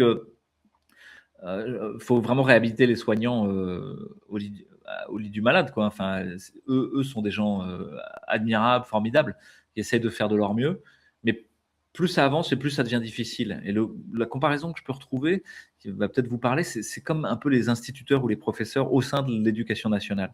Mmh. C'est que petit à petit, vous avez beau avoir les gens avec la meilleure volonté du monde, ils ont beaucoup de mal à accomplir leur mission, parce que leur mission même a été travestie. Il ne s'agit plus de faire des élèves, libres, heureux, qui éclairent le monde de leur talent, à nul autre pareil, et qui connaissent mieux l'histoire du monde, et cetera. Non, non, il ne s'agit pas de ça. Il s'agit de faire des moutons bien dociles qui vont rentrer dans des cases de Parcoursup, pour ensuite aller, pourvoir à ce que le grand plan sur, comment doit se structurer l'économie a prévu pour eux. Mmh. Hem, c'est Jean-Claude Michéa, un philosophe, qui avait écrit la fabrique du crétin, enfin, qui avait dit ça, qui avait dit l'école aujourd'hui est la fabrique du crétin militant. C'est-à-dire, on va lui mettre une cause sur les épaules, le climat, les migrants, chaque cause pouvant avoir un sens, hein, c'est pas ce que je veux dire, hein, mais on Mmh. va lui mettre une cause sur les épaules et il va penser qu'il est cette cause et rien d'autre. Et jusqu'à accomplir des choses folles, à la fin, vous avez des antifas qui sont capables de buter quelqu'un parce que ils pensent que leur cause vaut plus que la vie d'une personne. Mmh. Attendez, rappelez-vous Brassens, quoi. Mourir pour des idées, d'accord, mais de mort lente. Euh, donc tout ça, c'est le constat sur le système de santé, mais on ne peut pas en rester là. C'est-à-dire que si vous faites le diagnostic, Mmh. vous devez offrir des propositions thérapeutiques. Pour moi, c'est un devoir éthique en santé. Je ne Mmh. peux pas diagnostiquer à quelqu'un un cancer sans dire attendez, il y a Oui. sûrement des trucs à faire. Peut-être ça ne vous sauvera pas, mais il y a Mmh. au moins des trucs à faire pour que ça se passe mieux que prévu. Et donc, sur le système de santé, qu'est-ce qu'on peut faire? Le traité pandémie est en train. Ah, déjà, on peut lutter contre ce qui est en train de se passer, dénoncer, mettre au jour ce que c'est que le traité de pandémie, une perte de souveraineté des États, une loi d'exception qui se met en place pour faire du profit de manière systématique. À chaque épidémie, on va en gros tirer la caisse enregistreuse de l'État, là, hop, et faire cracher 70 milliards pour encore un vaccin, un truc, des lois répressives et coercitives sur des confinements, etc. C'est ça le traité pandémie. Donc, il faut surtout pas qu'il passe. Alors, il est déjà passé, mais il n'est pas ratifié pour une partie. Et comme je vous l'ai dit, le PABS, c'est pas encore entièrement ratifié. Donc, tout n'est pas joué. Et puis, un des cœurs, un des points cruciaux là-dedans, Mmh. que ce soit pour le traité pandémie ou l'évolution du système de santé, c'est l'identité digitale Oui. et l'interopérabilité de vos données autour de votre identité digitale. Mmh. C'est pareil, là, il faut se former, il faut comprendre ce que ça veut dire que l'identité digitale. Mmh. Avec Make Europe Healthy Again, il y a un colloque à Bruxelles au Parlement européen le 3, je crois, je vais regarder la date, je vais retrouver ça en un instant, le 4 mars, qui se passe, qui se passe à Bruxelles. Allez vous renseigner, regardez ce que c'est que Digital ID, qu'est-ce que ça veut dire, pourquoi, est-ce qu'on peut prévenir nos parlementaires, mettre des bâtons dans les roues, puis ensuite dans nos pratiques quotidiennes avec le digital, est-ce qu'on peut réussir à mettre un frein à ça? Ok, vous allez pouvoir lutter contre, mais il y a aussi, est-ce qu'à l'intérieur, je peux utiliser le système? En 2010, il y a un professeur d'université en business qui fait des recommandations pour le système de santé, il s'appelle Clayton Christensen, et il dit bah, faut augmenter les réseaux de patients. Parce que pour toutes les maladies chroniques, hypertension, diabète, obésité, au fond, il n'y a plus vraiment besoin de médecins. Mmh. Euh, les patients pourraient se débrouiller eux-mêmes avec un community manager qui gère le réseau et qui les aide à se retrouver, qui crée des lives, des prétextes. Lui, il imagine d'emblée que ces réseaux vont être administrés par Pfizer ou par Moderna, et que donc vous aurez le community manager en charge de vous fourguer le médicament qui va bien et d'utiliser, un peu comme on l'a dit sur Patients Like Me. Mais vous pourriez imaginer que peut-être à votre échelle, vous êtes capable de faire un réseau de patients interconnectés hyper tendu dans votre département, et de commencer à créer des solutions différentes, à trouver, à partager des expériences, à faire des réunions où vous vous retrouvez, où vous dites quels médecins sont intéressants, lesquels ne sont pas, quelles thérapeutiques ont été utiles, et où vous faites des ateliers, un qui va ramener de la méditation pleine conscience, un qui va amener un changement alimentaire et de faire des menus, et puis vous allez partager vos menus sur votre WhatsApp de patients interconnectés. Et là, vous voyez que là, ça, c'est potentiellement extrêmement puissant. Un autre élément de la réforme du système de santé, c'est ce qu'on appelle les wearables. Wearables, ça veut dire portable, on va dire. Ce que vous portez sur vous. On appelle ça aussi objets connectés. Les objets connectés et le quantified self, c'est-à-dire le fait de vous auto-quantifier votre tension artérielle, votre glycémie. Et vous connaissez ça déjà, parce qu'un diabétique, par exemple, c'est quelqu'un qui va se piquer le bout du doigt en regardant sur une machine combien il a de glycémie. Les wearables, vous avez peut-être vu ça à la plage cet été, mais vous avez des gens maintenant qui ont un truc sur la peau, sur le bras, et qui reste pendant 15 jours, et qui leur prend une petite goutte de sang capillaire, et qui l'analyse en continu, et qui permet, juste avec connecté au téléphone, d'avoir la glycémie en temps réel. Tout le temps, les gens savent combien ils ont de sucre. Alors à la fois, vous dites, ils se font fliquer par leur propre truc. Oui, mais ils peuvent prendre conscience de ce qu'ils font. S'ils regardent, à chaque fois qu'ils bouffent un bout de pain, un gâteau, la glace, un Mr Freeze, ils regardent combien leur glycémie est en train de sauter en l'air. Il y a une capacité à s'auto-éduquer pour manger différemment. Et ça devient très efficace pour changer votre régime alimentaire. De même, vous pouvez optimiser la prise en charge, parce que si cette glycémie, elle est là en temps réel, imaginez que vous l'asservissez à une petite pompe à insuline sous la peau, et que cette pompe, elle vous donne juste ce qu'il faut d'insuline tout le temps. Là, vous allez avoir un diabète nickel. Alors qu'avant, vous aviez 3 injections par jour, c'était déjà chiant, mais vous n'arriviez quand même pas à être équilibré, parce que vous aviez sans cesse des sautes de glycémie. Là, vous avez quelque chose qui mime un pancréas, qui crache à la seconde près la quantité d'insuline dont vous avez besoin. Donc ça, vous imaginez que c'est à la fois merveilleux et à la fois, ça peut être mais qui va prendre vos données? Qui va collecter votre glycémie en temps réel, si vous êtes équilibré ou pas? Est-ce que ça va être retransmis à votre assurance, à votre mutuelle, qui va changer votre cotisation, etc. Et donc là, vous voyez qu'on est à un carrefour où il va falloir bien préciser les enjeux et peut-être se réemparer de toutes ces technologies d'interconnexion plutôt que de les laisser dans les mains des industriels. Ce que vous voulez dire, c'est qu'il faut poser des garde-fous, finalement. Ouais, à la fois des garde-fous et puis s'en servir. Je pense qu'un monstre, à partir du moment où vous le connaissez, vous allez voir dans les détails, il est bien beaucoup moins monstrueux et vous voyez qu'il est plus ambigu que ce qui paraît. Vous voyez le CHAM présenté comme je vous l'ai présenté, peut-être c'est terrible, mais allez lire chacun des comptes rendus. Puis vous allez voir qu'entre les lignes, il y a beaucoup de pipotrons et ils ont beaucoup de mal à mettre en place ce qu'ils voudraient mettre en place. Ah oui, il y a le projet. Il y a le fantasme. Exactement. Il y a beaucoup d'apragmatisme. Vous voyez que les administrations, elles rament, elles n'y arrivent pas. Et donc, plus ils y vont fort, plus ça devient coercitif, plus c'est au fond qu'ils n'y arrivent pas. Et l'appel, il est toujours le même, c'est à s'autonomiser, c'est à dire, est-ce que moi, je peux me réemparer de ma santé? Est-ce que je peux essayer de ne pas avoir besoin ni de l'hôpital, ni du médecin? Et comment j'ai pas besoin? Je vais vous donner un exemple.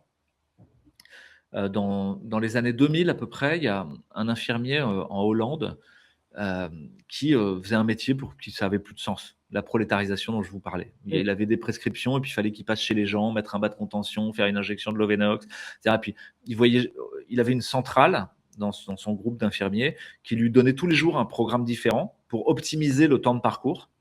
Et donc, ils voyaient jamais les mêmes patients, jamais à la même heure. Puis, on s'en foutait de l'heure des patients parce que ce qui comptait, c'était d'être efficient. Puis, à la fin, ça n'avait plus de sens, quoi. Lui, il venait juste faire un geste. Il savait même pas comment, ni ce que les gens devenaient, ni rien. Il s'est barré. Et il a créé un groupe qui s'appelle Buurtzorg. C'est un nom hollandais compliqué, hein, Buurtzorg. Et Buurtzorg, c'était des infirmiers à domicile. Au début, 12 copains. Il a fait ça avec des copains. Il a dit, c'est quoi notre but? Est-ce que c'est de faire les prescriptions des médecins? Non. Non, notre vrai but, c'est le vrai. Si je dis pourquoi je fais ça, et vous savez, il y a une technique qui s'appelle les 5 pourquoi. C'est quand vous avez déjà une première réponse, vous reposez comme les enfants. Mais pourquoi? Tu fais quoi? Ah, je fais des actes infirmiers. Ah, mais pourquoi? Ah, parce que c'est la prescription des médecins. Oui, mais pourquoi? Ah, mais parce que c'est ce qui est bon pour les patients. Oui, mais pourquoi? Ah, mais ce qui est bon, etc. Et vous grattez. Et à la fin, il dit pourquoi on fait ça? Notre but, c'est que les patients soient le plus autonomes possible et en meilleure santé le plus longtemps possible à la maison. Voilà. Ah, mais attendez, si je réfléchis comme ça, mon but vient de changer les moyens, les stratégies que j'ai pour le faire. La stratégie, c'est de faire les prescriptions des médecins. Ouais, peut-être un peu, mais peut-être qu'il y en a d'autres. Et ils se sont retrouvés à aller toquer chez les voisins, par exemple, d'une personne âgée, en disant: «Bah, voilà, on soigne monsieur Gérard, il a du mal à se déplacer. Est-ce que vous seriez d'accord, de lui rapporter les courses? Quand vous faites les courses, il vous donne des sous, qu'il vous fait une liste, et cetera, une fois par semaine». Ça l'aiderait beaucoup parce que, ça l'éviterait de passer par une entreprise, qui livre les repas à domicile et puis ça lui économiserait des sous pour faire d'autres choses. Ça a été, un exemple qui était pris, c'est une dame, c'est son anniversaire, puis ils appellent la famille en disant: «Bah, moi, je peux l'emmener chez le coiffeur en tant que je peux faire venir un coiffeur à domicile en tant qu'infirmier, mais par contre, mais vous pourriez peut-être lui ramener une belle robe, qu'elle soit bien et qu'on fasse une fête, avec d'autres» et c'est de réunir des patients ensemble. Bref, des choses imprévues et alors, l'administration hollandaise s'est émue de ça, a dit: «Mais, c'est quoi ces conneries, ils sont pas là pour ça, ils sont là pour faire les prescriptions, Mmh. OK, vous devriez pas faire ça». Burzorg a dit: «D'accord, d'accord, attendez, on va compter, on va évaluer». Donc ils ont utilisé les outils du CHAM et trucs comme ça. Ils ont fait venir une entreprise d'évaluation. Je crois que c'était Capgemini, pour voir et ils se sont rendus compte qu'avec leur façon de faire, ils économisaient de 40 les actes médicaux. C'est-à-dire, il y avait plus besoin de les faire. En partie parce que certains actes, ils apprenaient au patient à le faire lui-même, d'injecter son Lovenox, de faire ci ou ça, ou de faire son pansement. Mais en partie aussi parce que simplement les gens allaient mieux, ils n'avaient plus Oui, besoin. Et donc là, d'un coup, l'administration a dit: «Ah, d'accord, mais ça nous économise des frais en santé, ça, c'est intéressant». bien sûr. Puis ils se sont rendus compte qu'ils diminuaient d'un tiers les réhospitalisations en urgence des gens qui prenaient en charge en post-hospitalisation. Parce qu'il y a un certain nombre de gens, ils sont réhospitalisés parce qu'en fait, on n'a pas résolu leur problème. Ils font un effet secondaire, une connerie ensuite. Bah là, ils diminuaient d'un tiers juste en réfléchissant de manière systémique à soigner un patient, pas juste faire leurs petits trucs, les yeux dans le guidon, mais non, le mode de vie, la famille, la façon dont ils mangent, leur intégration sociale, leur fait de sortir, et cetera. Oh oui, peut-être le Lovenox, c'est important. Mais au fond, le Lovenox, si jamais Madame Machin vous l'emmenez marcher, que vous lui avez trouvé un chien et qu'elle est obligée de sortir son chien et que ça lui fait un prétexte pour sortir tous les jours et marcher, bah, elle n'a plus besoin de Lovenox parce qu'elle fera plus de phlébite. Parce Mmh. qu'elle marche. Ça y est, elle remarche. Et vous voyez, et vous avez pris le truc complètement différemment. Vous Ça, prenez le problème par le haut, en fait. C'est une ouais, approche holistique, d'autonomisation préventive, plutôt que le curatif, en fait. exactement, ouais. Et ça, on est capable de le faire. Nous, maintenant, on est tellement dotés d'informations. Mmh mh. Euh, YouTube vous offre tous les tutos que vous voulez. Là-dedans, il y a à boire et à manger. Mais Mmh. mettez-vous à plusieurs sur un sujet. C'est ce que font en général les groupes de patients avec des maladies rares. Parce que comme ils n'ont aucun recours et que tout le monde s'en fout de ce qu'ils ont, bah, ils sont bien obligés de s'entraider. Mais on peut le faire avec les maladies fréquentes, hein. Le diabète, l'obésité, le surpoids, la dépression, la déprime. On s'interconnecte, on se voit, on trouve des solutions, on se donne des missions les uns aux autres, épluche les tutos sur les traitements, etc. Puis là, on Mmh. va se rendre. Le problème, c'est que si vous faites ça, vous allez vous rendre compte de certaines choses. Tiens, les antidépresseurs, ça marche pas. Tiens, les antidépresseurs, c'est toxique. Tiens, le Mmh. sevrage des antidépresseurs, ça fait des suicides, ça fait des acathysies, ça fait des gestes agressifs, hétéro-agressifs et auto-agressifs. Tiens, la mise en place des antidépresseurs, ça se donne ça aussi, un risque suicidaire augmenté, notamment chez les jeunes. Et là, ça vient questionner très fort l'institution. Vous vous rendez compte qu'elle met en place des références médicales opposables qui ne sont pas là pour vous. Mais une fois que vous avez pris confiance, vous allez un cran plus loin, vous dites d'accord, maintenant on va aller challenger les institutions.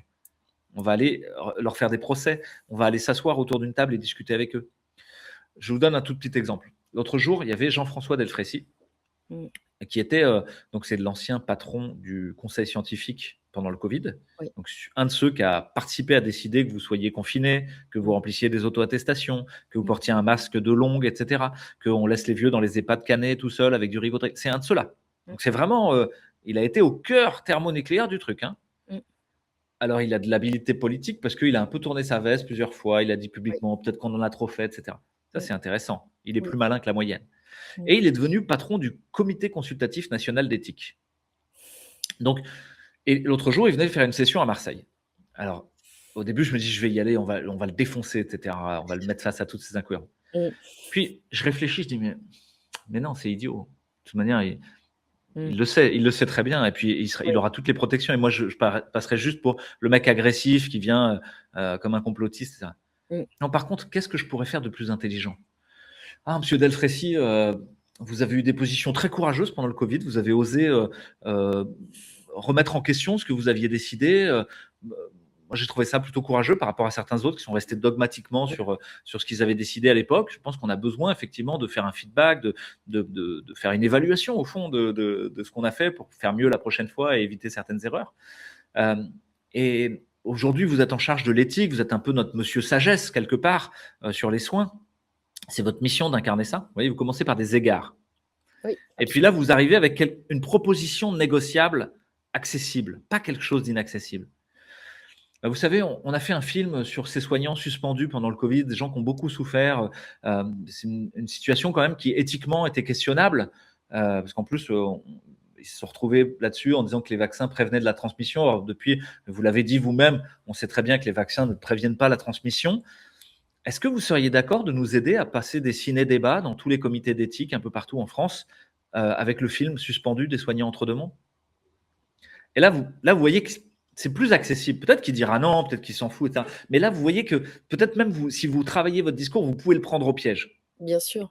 Où il va se retrouver un peu comme obligé de dire bah oui, bien sûr, c'est important d'en discuter. Euh, et, euh, et une fois que vous avez ça, vous allez arriver auprès d'un comité d'éthique et dire regardez, monsieur Delfrécy a dit que c'était important de passer ce truc-là. Bien Et sûr. eux-mêmes vont se retrouver comme des cons. Mmh. Parce que je peux vous dire que moi, j'ai essayé de passer suspendu des soignants entre deux mondes au comité d'éthique de la BHM ces dernières années. J'ai même pas eu de réponse. C'est fou. Mais donc, Mmh. là, et qu'à partir du moment où vous faites ça et que vous grattez, oh non, mais t'es en soignant suspendu. Ah, mais vaccination obligatoire. Ah, mais vaccination, mais imposition de tel ou tel truc. Ah, mais mesures pendant le Covid, liberticide. Et là, vous allez faire discuter des gens qui n'ont jamais discuté de ça, Oui. puisque au sein de l'hôpital ou des. euh, et peut-être juste par ce petit biais-là, vous allez ouvrir une brèche. Enfin, tout ça pour vous dire qu'il est important d'être stratégique. Alors, j'ai pas pu le faire parce que j'ai pas pu avoir une place pour ce Dommage. truc-là. Et puis surtout, ça a continué de réfléchir dans ma tête après, entre le moment où je voulais le défoncer Mmh. jusqu'à, OK, on va stratégiquement se servir de la force du monstre et faire un aikido avec lui. Faire de Mais la imaginez que vous. communication non violente finalement. Exactement. Et puis, Mmh. authentique, quoi. Je pense qu'il n'y a que lui qui peut nous aider actuellement à Bien passer sûr. des choses dans ces comités d'éthique. C'est réel. Mmh mh. Il a le pouvoir de nous aider. Donc, moi, je lui pardonnerais beaucoup de choses s'il le fait. Mmh. Euh, et ça, j'ai envie de vous dire, c'est un exemple, mais c'est pour vous montrer que vous pouvez envisager les problèmes toujours d'une manière un peu différente de ce que vous avez pensé au départ. Et, euh, et passer le stade de stupeur, de De sidération et de l'émotion, peur, ouais et les euh, émotions. ouais, Mmh. dès que vous passez la peur, vous dites, OK, comment stratégiquement j'en fais quelque chose d'intelligent. Mmh. Et si j'allais au CHAM, et si j'allais discuter avec les intervenants du CHAM qui seront réinvités l'année prochaine, Mmh. et que j'essayais de mettre dedans ce qui est important, et de leur dire, mais attendez, aujourd'hui, nous, on est dans un désert médical, il n'y a rien du tout, quoi. Mmh. Et vous nous proposez de mettre de l'IA et des consultations, et on voit bien ce qui va se passer. Il va se passer que Amazon One Medical va arriver. Peut-être, je peux dire en deux mots ce qu'est Amazon One Oui, Medical. faut bien savoir. Amazon, Mmh. c'est un écosystème santé racheté par Amazon en 2023 pour Mmh. 3,9 milliards d'euros et qui donne deux formules principales aujourd'hui, hein. Soit vous avez l'abonnement, et là, vous avez accès 24 heures sur 24, 7 jours sur 7 à des téléconsultations virtuelles, sans frais, pour tous les soucis courants. Vous avez la possibilité de prendre rendez-vous dans des cabinets physiques. Il y en a actuellement 200 aux États-Unis, mais il y en aura beaucoup plus bientôt. Si vous êtes membre de Prime, de Amazon Prime, bah là, ce sera 9 dollars par mois pour la première personne, et puis ce sera dégressif pour votre famille. OK. Vous aurez tout un logiciel de gestion de vos ordonnances, de renouvellement des ordonnances et de dossiers médicaux en ligne via l'application. Enfin, ça existe déjà, hein. Ça, c'est la première formule. La deuxième formule, c'est vous payez à la visite, paiement à l'acte, pas d'abonnement. Mais voilà, c'est moins cher et vous pouvez le faire comme ci, comme ça. Donc là, vous voyez, petit à petit, merde, Amazon est en train de devenir l'opérateur santé numéro un. Et ça, vous voyez bien que les gens à Cham, quand ils vont réfléchir sur désert médical ou complexité administrative du système de santé, ils vont dire, bon, attendez, on a Amazon qui nous propose un truc clé en main, d'ailleurs, on le fait intervenir à notre table ronde. Mais là, il faut qu'il y ait des gens qui viennent dire, attendez, est-ce que c'est vraiment ça qu'il faut faire? Est-ce qu'on ne peut pas développer une solution française à une échelle locale? On a quand même des gens qui sont bons aussi en termes de tech et tout. Enfin, on n'est peut-être pas obligé de filer notre blé à Jeff Bezos, quoi. Mmh. Bref, et toutes nos datas de santé au passage, hein. Et donc Mmh. toute la pub qui va aller bien avec ça, quoi. Parce que là, enfin bon, bref, c'est Oui, tentaculaire quand vous voyez le truc venir. Et mmh. là, vous allez peut-être trouver des interlocuteurs qui vont dire, mais ouais, vous avez raison, on ne sait pas comment faire. Et, et chaque fois que des citoyens leur redonnent une sorte de puissance d'agir, leur dit, mais attendez, nous, on a des idées. On est capable de s'organiser sur un territoire. Regardez, on le fait déjà. Vous avez des groupes qui s'appellent Une Autre Santé, mais il y en a encore d'autres, qui s'assemblent entre citoyens justement pour parler de questions de santé, pour faire des cafés autour de la vie et de la mort. En gros, être des sortes de think tanks citoyens. C'est-à-dire remplacer le CHAM et dire, mais ils ne sont pas plus légitimes que nous. Et nous, on doit aussi pouvoir dire quelque chose. Et petit à petit, c'est la repolitisation de notre société. C'est ces groupes d'intérêt autour d'un sujet. Ils vont intégrer un député, un maire, un gars qui décide. Ils vont eux-mêmes promouvoir un candidat. Ok, très bien. On est dans ce capitalisme-là, des parties prenantes, ce qu'on appelle stakeholders capitalism. Il faut qu'on y aille aussi. On ne peut pas faire l'économie. On ne peut pas faire semblant que l'État-providence va le faire à notre place. Parce que l'État-providence, aujourd'hui, c'est devenu le prolongement des multinationales. Est-ce qu'on peut dire que CHAM, la convention annuelle, a pu aider à accoucher de cette loi Aide à mourir? Puisqu'on sait que d'après l'IGAS, on pourrait obtenir avec cette loi qui est en préparation, qui va être votée certainement, donc on obtiendrait 1,4 milliard d'économies, 1,4 milliard d'euros bien sûr, d'économies annuelles de dépenses de santé en France, ce qui est Ouais, énorme. alors c'est le système, c'est Fondapol qui est un think tank libéral qui avait publié cette étude sur les 1,4 milliard immédiatement d'économies générées par une loi sur l'euthanasie et le suicide assisté. Alors j'ai plusieurs points. Cette loi, elle s'appelle loi sur l'aide à mourir. Pour moi, c'est un néologisme qui a aucun sens. Il faut dire les choses telles qu'elles sont. C'est de l'euthanasie. Ça veut dire demander à quelqu'un de vous faire mourir. Ou c'est du suicide assisté, demander à quelqu'un de vous aider à vous suicider. Ok. Et ces lois autour de la fin de vie, elles sont le prolongement de lois qui existent déjà. La loi de 99 sur l'accès aux soins palliatifs, c'est une loi qui, normalement, donne accès aux soins palliatifs à n'importe quel citoyen en France quand il a besoin de soins palliatifs. Cette loi, elle existe, mais aujourd'hui, les conditions pratiques font que plus de la moitié des gens qui en auraient besoin n'y ont pas accès. Soit parce que les services n'existent pas, soit parce qu'on n'y fait pas appel, soit parce que la culture palliative ne s'est pas installée, parce qu'il n'y a pas de filière universitaire, parce qu'il n'y a pas d'enseignement des soins palliatifs à la fac, ni rien. Et puis la loi de 2002 sur le droit des malades, dite loi Kouchner, entérine normalement le fait de pouvoir renoncer à certains thérapeutiques si vous décidez que vous n'en voulez pas. C'est ce qu'on appelle le consentement libre et éclairé, qui vous permet de ne pas avoir une transfusion si vous êtes témoin de Jéhovah et que vous n'en voulez pas, qui vous permet de ne pas avoir une chimio si vous considérez que vous n'avez plus envie de servir de cobaye à Big Pharma dans le cadre de votre cancer. Vous avez le droit, normalement, de dire non. Bon, alors sur les vaccins, et dans la période pandémique, ça va se compliquer un peu. Là, il y a un télescopage du droit. Puis, il y a la loi Leonetti de 2006, je crois, 2009.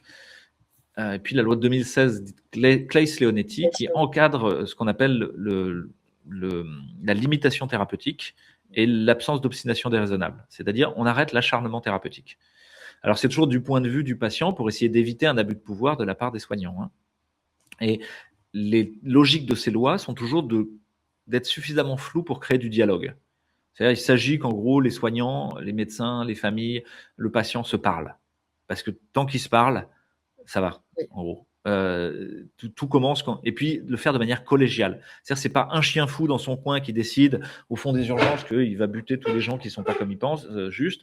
Non, il doit faire appel à d'autres gens. Il faut se réunir à plusieurs. Il faut demander aux autres professionnels de santé ce qu'ils en pensent. Il faut demander à la famille ce qu'ils en pensent. Ce qu'on appelle la procédure collégiale. Elle met en place aussi ce qu'on appelle une personne de confiance, c'est-à-dire l'idée que même un patient qui est endormi, il y a quelqu'un qui le représente dans ces discussions-là. Et qu'il serait important pour les gens d'y réfléchir, notamment à qui est la personne de confiance. Est-ce que c'est votre héritier qui veut le magot et qui cherche à se débarrasser de vous, ou est-ce que c'est vraiment la personne de confiance dont vous avez envie qu'elle prenne la parole? Et peut-être votre personne de confiance, c'est pas votre femme ou votre fils. Peut-être c'est votre meilleur ami. Et là, c'est important de le dire parce que par défaut, les soignants, ils ne le sauront pas. Or, cette personne de confiance, c'est elle qui a mandat à décider à votre place. Donc, c'est très important d'y avoir recours. Parce que s'il n'y en a pas, qui va décider à votre place? Le médecin. Et le médecin, peut-être qu'il n'est pas en vue de vos meilleurs intérêts ou que lui, il n'en sait rien. Soit dans un sens d'obstination. Vous aviez toujours dit, non, mais moi, si je me retrouve à moitié légumes dans un lit d'hôpital, c'est bon, je n'ai pas envie de continuer. Et là, vous allez tomber sur un médecin jusque-boutiste, soit à l'inverse. Vous vous dites, attendez, moi j'ai envie qu'on tente le tout pour le tout. C'est pas parce que je me suis croûté sur la route, je suis prêt à vivre dans un fauteuil roulant, j'ai envie de voir mes petits-enfants. Et là, vous allez tomber sur un médecin très utilitariste qui va dire, ah non, c'est bon, ça sert à rien, je le fais partir. Donc c'est important d'avoir quelqu'un qui vous représente à ce moment-là. C'est du Et cas par cas, la médecine, finalement. exactement. C'est la base. Mmh. Et puis, ces lois établissent ce qu'on appelle les directives anticipées, c'est-à-dire l'idée que vous pourriez dire un peu à l'avance, justement, et l'écrire. Ouais, c'est compliqué, parce que quand vous écrivez un truc, moi, en tant que bien portant, est-ce que je penserais toujours pareil quand je serai au fond de mon lit d'hôpital? Pas sûr, quoi. Là, tout de suite, j'ai pas envie d'être handicapé, mais quand je me retrouverai au pied du mur, est-ce que j'aurais pas l'étincelle d'avoir envie de vivre quand même? Donc, il y avait cette idée que les directives anticipées, c'est difficile à faire. Et puis c'est difficile de voir quelle valeur leur donner. Et donc en France, elles n'étaient pas vraiment opposables. C'est-à-dire, vous ne pouvez pas dire non, il a dit ça, et donc le médecin, non, il y avait toujours. Mais c'est pareil, ça prêtait à discussion. On envisage les choses avec cette idée d'ouverture à la parole du patient. La loi Claes-Leonetti a rajouté quelque chose d'autre, c'est-à-dire l'idée de la sédation profonde et prolongée jusqu'au décès. C'est quoi ça? Ça veut dire jusqu'ici, on avait le droit d'arrêter des thérapeutiques actives. Je disais, par exemple, en réa, bon, j'arrête la noradrénaline, j'arrête les antibiotiques, j'arrête tel ou tel truc. Ouais, mais il va mourir. Oui, je sais. Mais moi, je ne vais pas le faire mourir. Mais par contre, je vais arrêter ce qui est futile, ce qui le maintient en vie de manière futile. Je vais le laisser partir. Je vais accepter de renoncer. Ok, c'est pas de l'euthanasie, c'est pas du suicide assisté. C'est juste, j'arrête moi de vouloir m'acharner. La sédation, c'est un peu différent. C'est dire, tiens, le pronostic, il est catastrophique. On le maintient en vie de manière artificielle. On pourrait continuer à jouer à le maintenir en vie comme ça. Et son pronostic est catastrophique, mais il ne va pas mourir tout de suite. Et peut-être qu'il va mourir dans d'atroces souffrances. Je vais mettre en route des médicaments de sédation, morphiniques et hypnotiques, pour ne pas avoir mal, pour ne pas souffrir. Et je vais les mettre à des doses dont je sais qu'elles conduisent au décès. Ah là, dites la différence avec l'euthanasie, elle commence à être floue. Hein, que je sais que les doses que je mets, elles vont faire mourir aussi. Mais elles soulagent. Donc il y a ce qu'on appelle un double effet. Oui. Et là, toute la question, c'est l'intention. Mon intention, c'est de le buter ou c'est de le soulager? Si c'est soulager, c'est juste. Si c'est de le buter, c'est pas juste, c'est illégal. C'est un meurtre. Parce qu'en plus, c'est même pas de l'euthanasie, il m'a rien demandé en général. Hein. C'est moi qui le fais à sa place. Vous voyez, donc déjà, cette loi, elle prêtait à beaucoup de discussions. Puis là, une loi en plus qui dit, non, mais maintenant, il faut que chacun soit libre de partir quand il veut. Et donc, même la notion d'une maladie grave et tout ça, c'est discutable. Peut-être que quelqu'un qui est dépressif, qui n'en peut plus, il faudrait qu'il parte. Attendez, il y a un franchissement, parce que quelqu'un qui est dépressif, normalement, c'est une maladie, c'est du ressort du psychiatre. Et il y a des traitements, il y a des accompagnements, c'est une maladie qui se soigne, c'est pas une maladie incurable. Même quand la dépression est très très sévère et qu'elle touche à la mélancolie, on sait que l'espoir de guérison, il est majeur, hein, que le pronostic est très bon, on va dire. Donc, vous dites, attendez, quelqu'un qui serait juste dépressif, on pourrait y aller peut-être ça. Waouh, attends, faut discuter. Enfin bref, toutes les conditions d'accès deviennent excessives, on va dire. Excessives dans un sens où vraiment on sent que l'idée serait quand même, si on pouvait faire dégager un peu tous les vieux là, un peu tous ceux qui sont inutiles. Les non essentiels. Vous vous souvenez de ce terme pendant le Covid? Tout à fait. Il est apparu, et l'ingénierie sociale derrière est dégueulasse. Ça consiste à dire, dans notre société, il y a des gens, ça vaut la peine, et d'autres gens, ça vaut pas la peine. C'est ça. Ouais, mais là c'est très discutable. Hein. Les non-efficients, on pourrait inventer les non-efficients. Ouais, moi, je connais des gens très, très en bonne santé, très rentables économiquement, et qui pourtant, à mon avis, font beaucoup de mal à la société. Je pense à Bill Gates, mais je pense à notre président de la République. Je pense à voilà, ils n'ont pas l'air malades à première vue, et pourtant ils se jugent essentiels. Mais bon, moi, si dans mon ordre de grandeur à moi, je suis pas sûr, quoi. Et évidemment, il y a des sous-entendus économiques derrière cette loi. C'est à la fois un business de la mort qui s'ouvre. C'est-à-dire qu'à partir du moment où vous encadrez la mort, c'est plus quelque chose de naturel, c'est plus quelque chose qui est mis dans les mains simplement de la médecine. Mais vous ouvrez la voie à une mercantilisation. Et d'ailleurs, ça a été dit au Parlement, puisque dans les amendements qui avaient été proposés à la loi, il y avait l'idée que ça ne puisse pas être quelque chose où il y a un bénéfice financier, un but lucratif, l'accompagnement d'une euthanasie ou d'un suicide assisté. Et les parlementaires ont retiré cet amendement. Et donc, ça peut être à but lucratif. Sous-entendu, là, si vous avez envie d'ouvrir un petit business d'aide à mourir, vous faites une start-up, à mon avis, vous avez de bonnes chances d'être millionnaire dans 10 ans.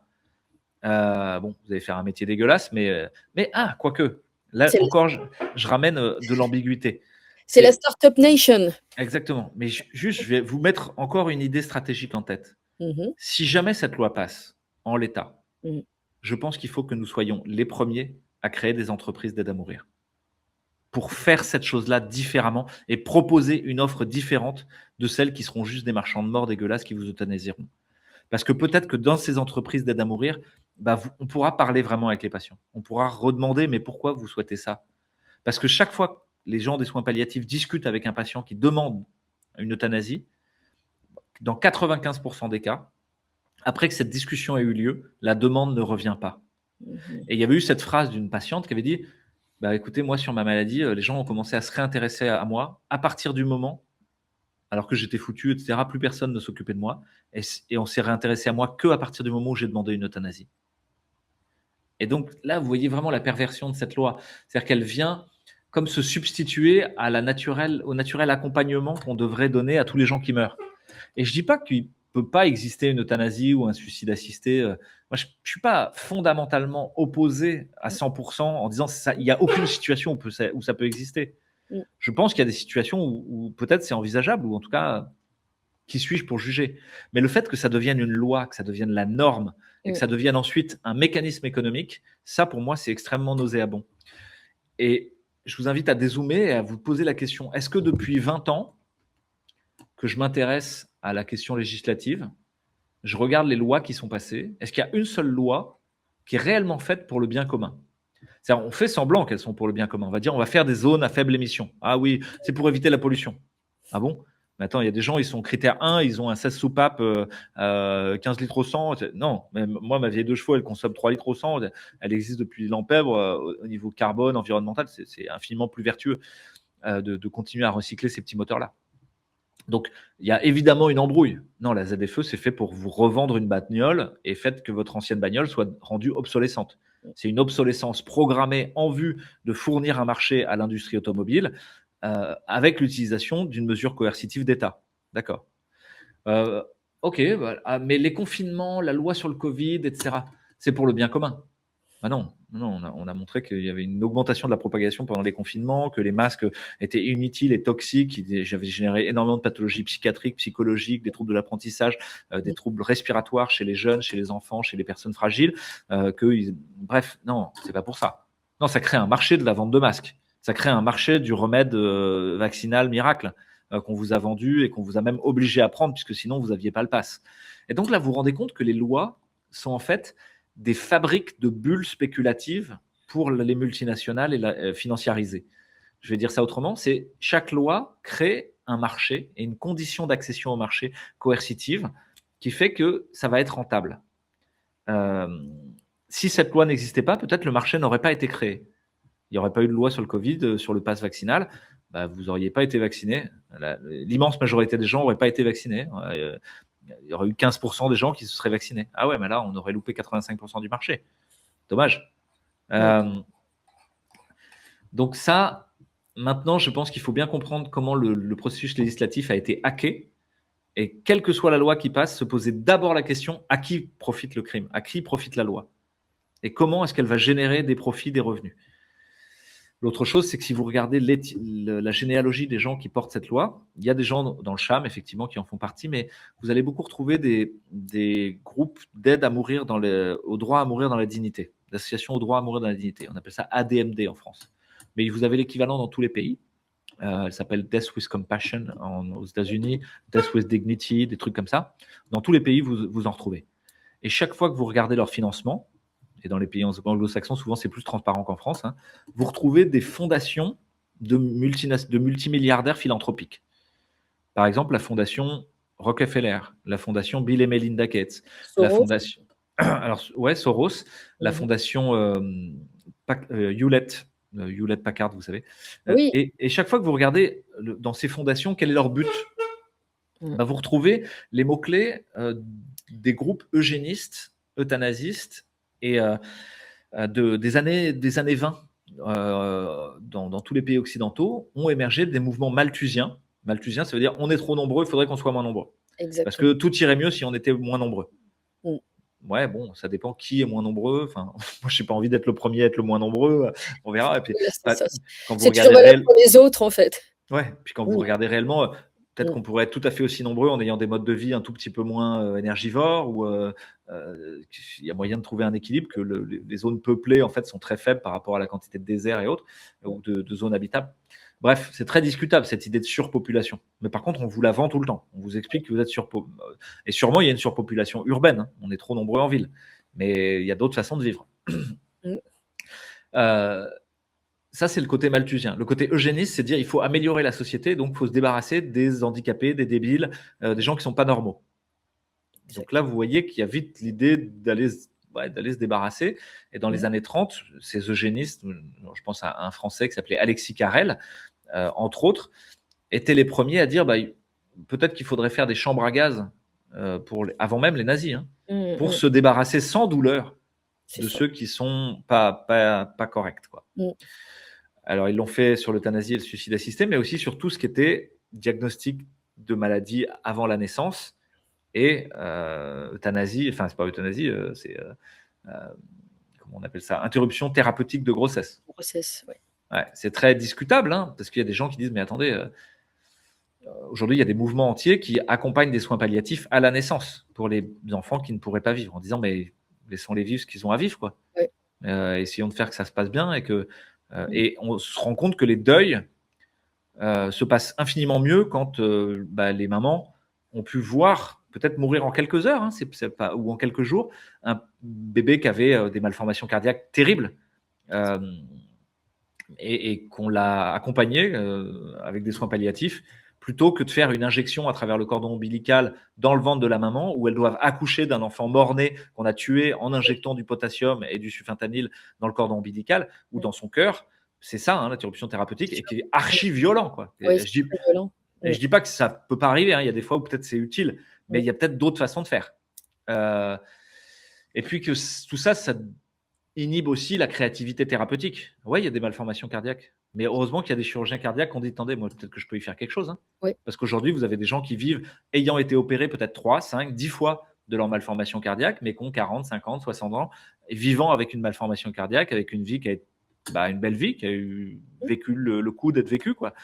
Euh, et que si on avait dit à toutes ces malformations, bon, de toute manière, c'est foutu, bonne Voilà. chance, ciao, on Mmh. n'aurait jamais tenté ça. C'est exactement la même chose avec le suicide assisté ou l'euthanasie. C'est, on va dire à plein de gens qui ont des maladies graves, bon, de toute manière, vous êtes condamnés, ciao, il n'y a pas de solution. En permaculture, on Ouais. dit, il y a toujours au moins une autre façon de faire. Je ne dis pas que le suicide n'est pas peut-être une voie de sortie pour certains. Je dis, mais est-ce qu'on a envisagé qu'il y avait peut-être au moins une autre façon de faire? Et on se rend compte que quand on met des humains ensemble, quand on les regroupe, qu'on prend soin, la mort comme unique solution à des problèmes complexes, c'est pas ça qui se passe. C'est un peu comme si vous aviez votre télé qui marche mal, puis vous dites bon ok, je m'en fous, je donne un coup de marteau dedans, quoi, C'est ça. et je la défonce parce que c'est de la merde et je vais aller en acheter une autre. Finalement, la Euh, diversité des cas, permet de faire avancer la recherche médicale aussi. ouais, tout à fait, ouais, ouais. Mmh. Et donc effectivement, je pense que juste, je n'ai pas cité quelque chose, mais cette notoriété publique, il y a des gens qui sont agissants de manière lancinante sur ces questions d'aide à mourir. Donc tous ces groupes euthanasistes dont je vous ai parlé, dont la généalogie est celle que je vous ai dite, hein, Mmh. pendant les années 30 et qui ont ensuite donné lieu à la grosse gueule de bois du nazisme, hein, et qui Ouais. sont revenus après le 39-45 avec un nouveau discours. C'était plus pour améliorer la société, c'était votre liberté d'en finir. On favorisait les libertés individuelles, mais avec le même but, c'est globalement que vous partiez avant l'heure. Et vous imaginez bien qu'il y a plein de petits vieux qui vont dire ah mais moi je me sens inutile et puis ma petite retraite, vous savez, bon, voilà.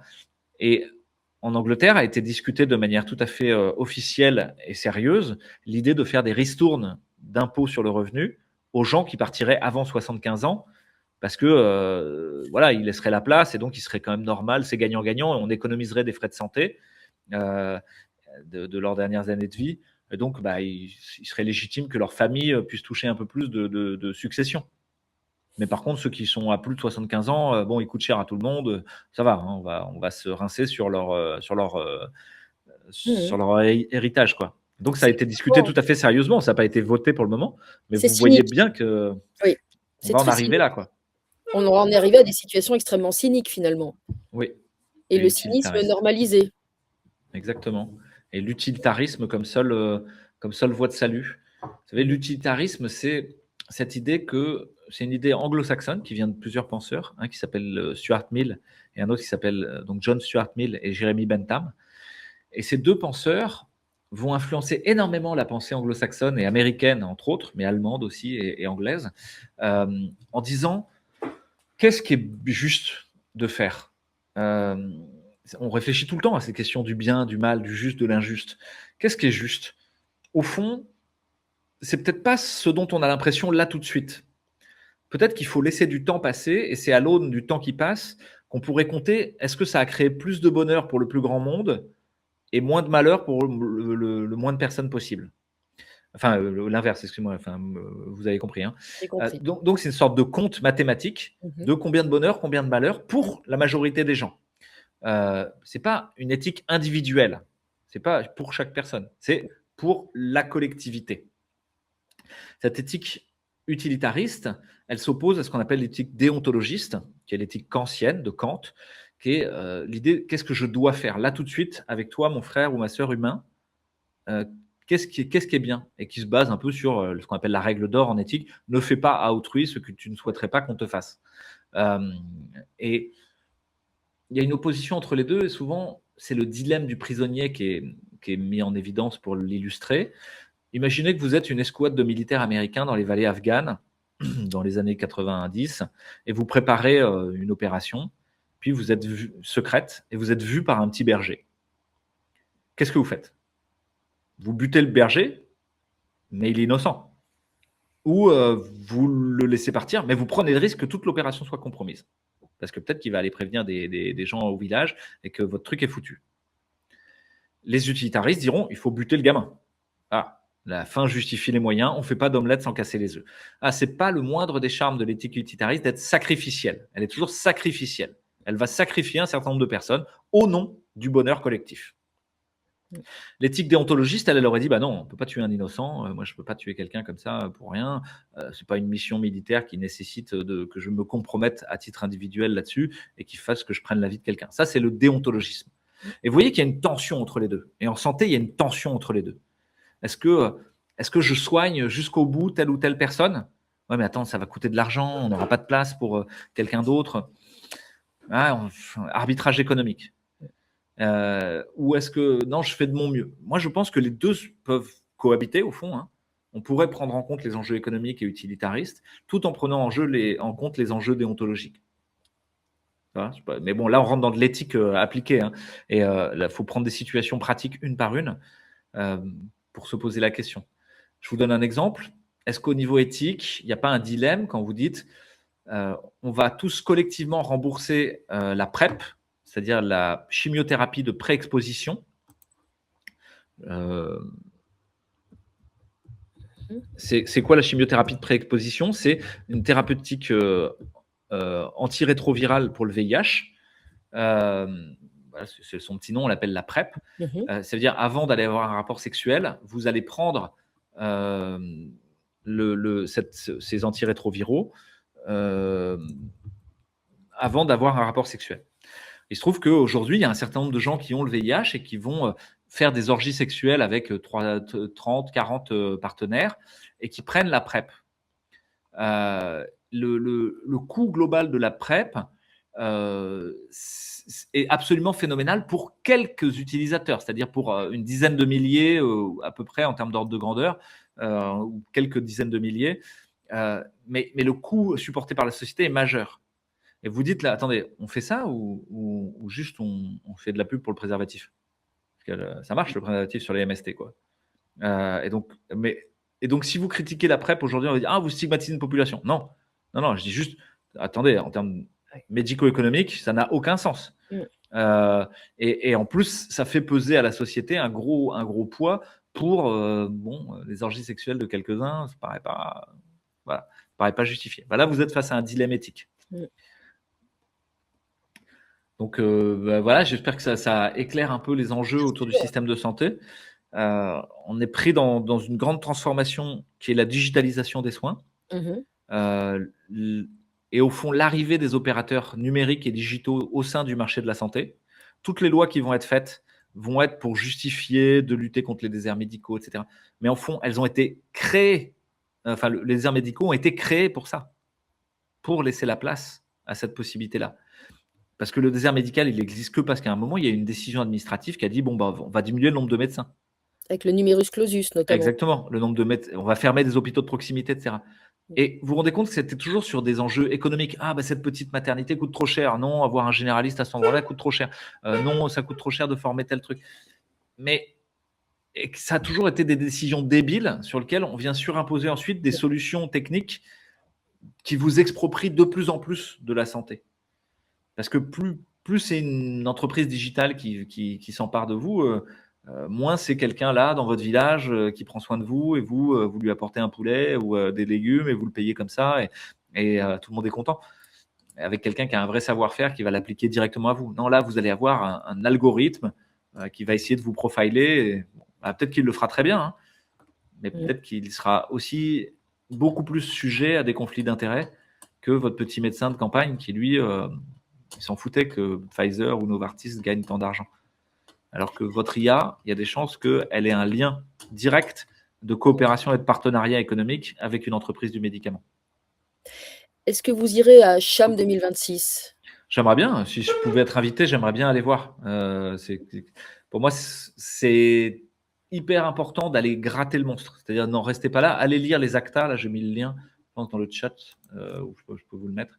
Je le mettrai également Ouais. dans le descriptif. Ils ont fait un très beau petit fascicule là de Pipotron. Vous allez lire tout ça, vous dites OK, bon, c'est ça le futur du healthcare system. Merci. Et puis après, vous vous reposez la question, est-ce qu'à partir de ça, qui m'a l'air comme une figure imposée, je peux trouver des degrés de liberté?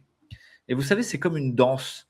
C'est l'autre, il vous impose quelque part sa présence, le fait de vous proposer une telle ou telle figure de danse. Et vous devez trouver une liberté à l'intérieur de ça. Exactement comme dans les combats d'arts martiaux ou des choses comme ça. Et si vous y réfléchissez, la vie entière, c'est ça, hein. Vous êtes dans votre boulot avec des contraintes, mais pourtant vous essayez de trouver de la liberté et de la créativité. Vous êtes dans votre famille et vous essayez de trouver de la liberté et de la créativité. Exactement. On peut vous retrouver bientôt, dans des conférences, des rendez-vous en physique ou Oui, alors il y a plusieurs choses. On a MEA, Make Your Happy Again, mmh euh, et sa déclinaison française où on travaille fort à essayer d'influencer justement les politiques de santé.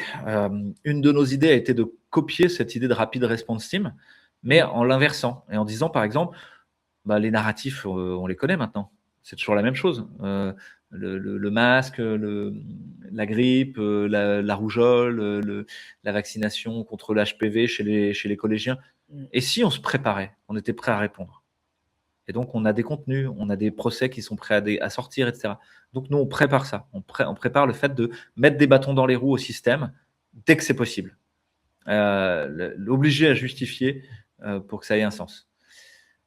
L'autre chose qu'on fait, c'est d'essayer de réunir des acteurs venant de plein d'horizons différents, et y compris mainstream. Donc, je vous donne un exemple. Là, on va organiser un congrès sur l'autisme. Bah, ça aurait pu être un réquisitoire anti-vax contre les vaccins sur l'autisme entre nous.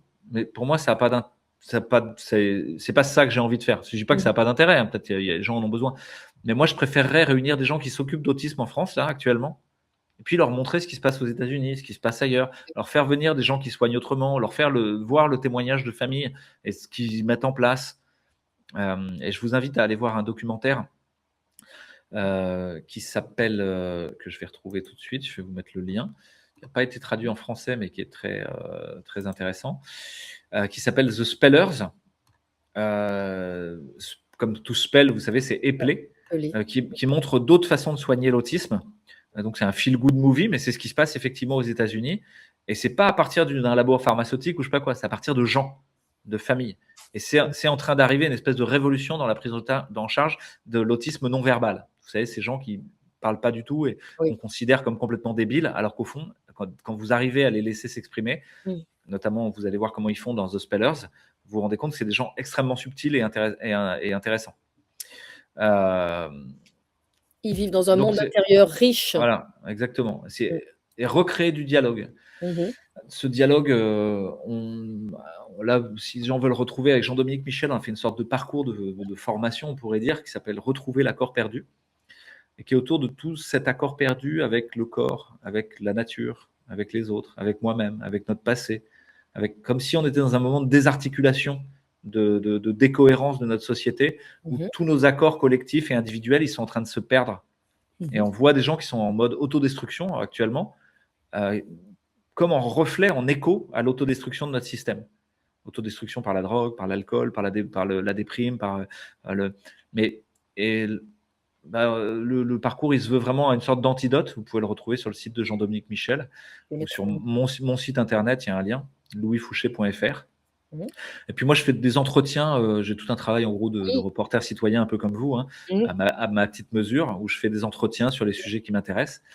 Euh, Les entretiens mortels Voilà, entre autres, des entretiens mortels autour sur de la loi sur le YouTube. suicide assisté et l'euthanasie. Donc Mmh. ça, vous pouvez retrouver sur X, sur YouTube, sur Telegram, sur Facebook, je suis un peu moins présent. Il y a un Substack aussi. Bon, j'ai du mal à maintenir tout ça à jour, mais le plus à jour, ce serait sur Twitter. Mmh.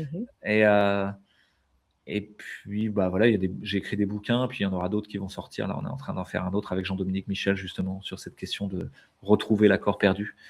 Euh, on essaie de traiter des vraies questions existentielles qu'on est en train de vivre, quoi, au-delà de la Parfait. mousse des anecdotes du quotidien, d'essayer d'aller en profondeur. Parfait. Bah, je mettrai tous les liens utiles dans le descriptif et je vous remercie infiniment pour ce riche entretien, cher, docteur Louis Fouché.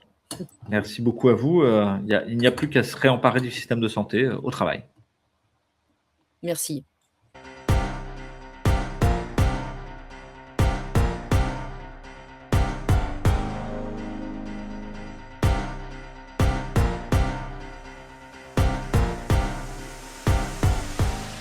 J'en ai pas parlé, mais je pense qu'avoir un réseau de soignants autour de soi, actuellement, dans la France telle qu'elle va avoir lieu, là, c'est hyper important. C'est le réseau qui va faire que tu sois soigné, quoi. Si tu vas aux urgences, t'es foutu, quoi.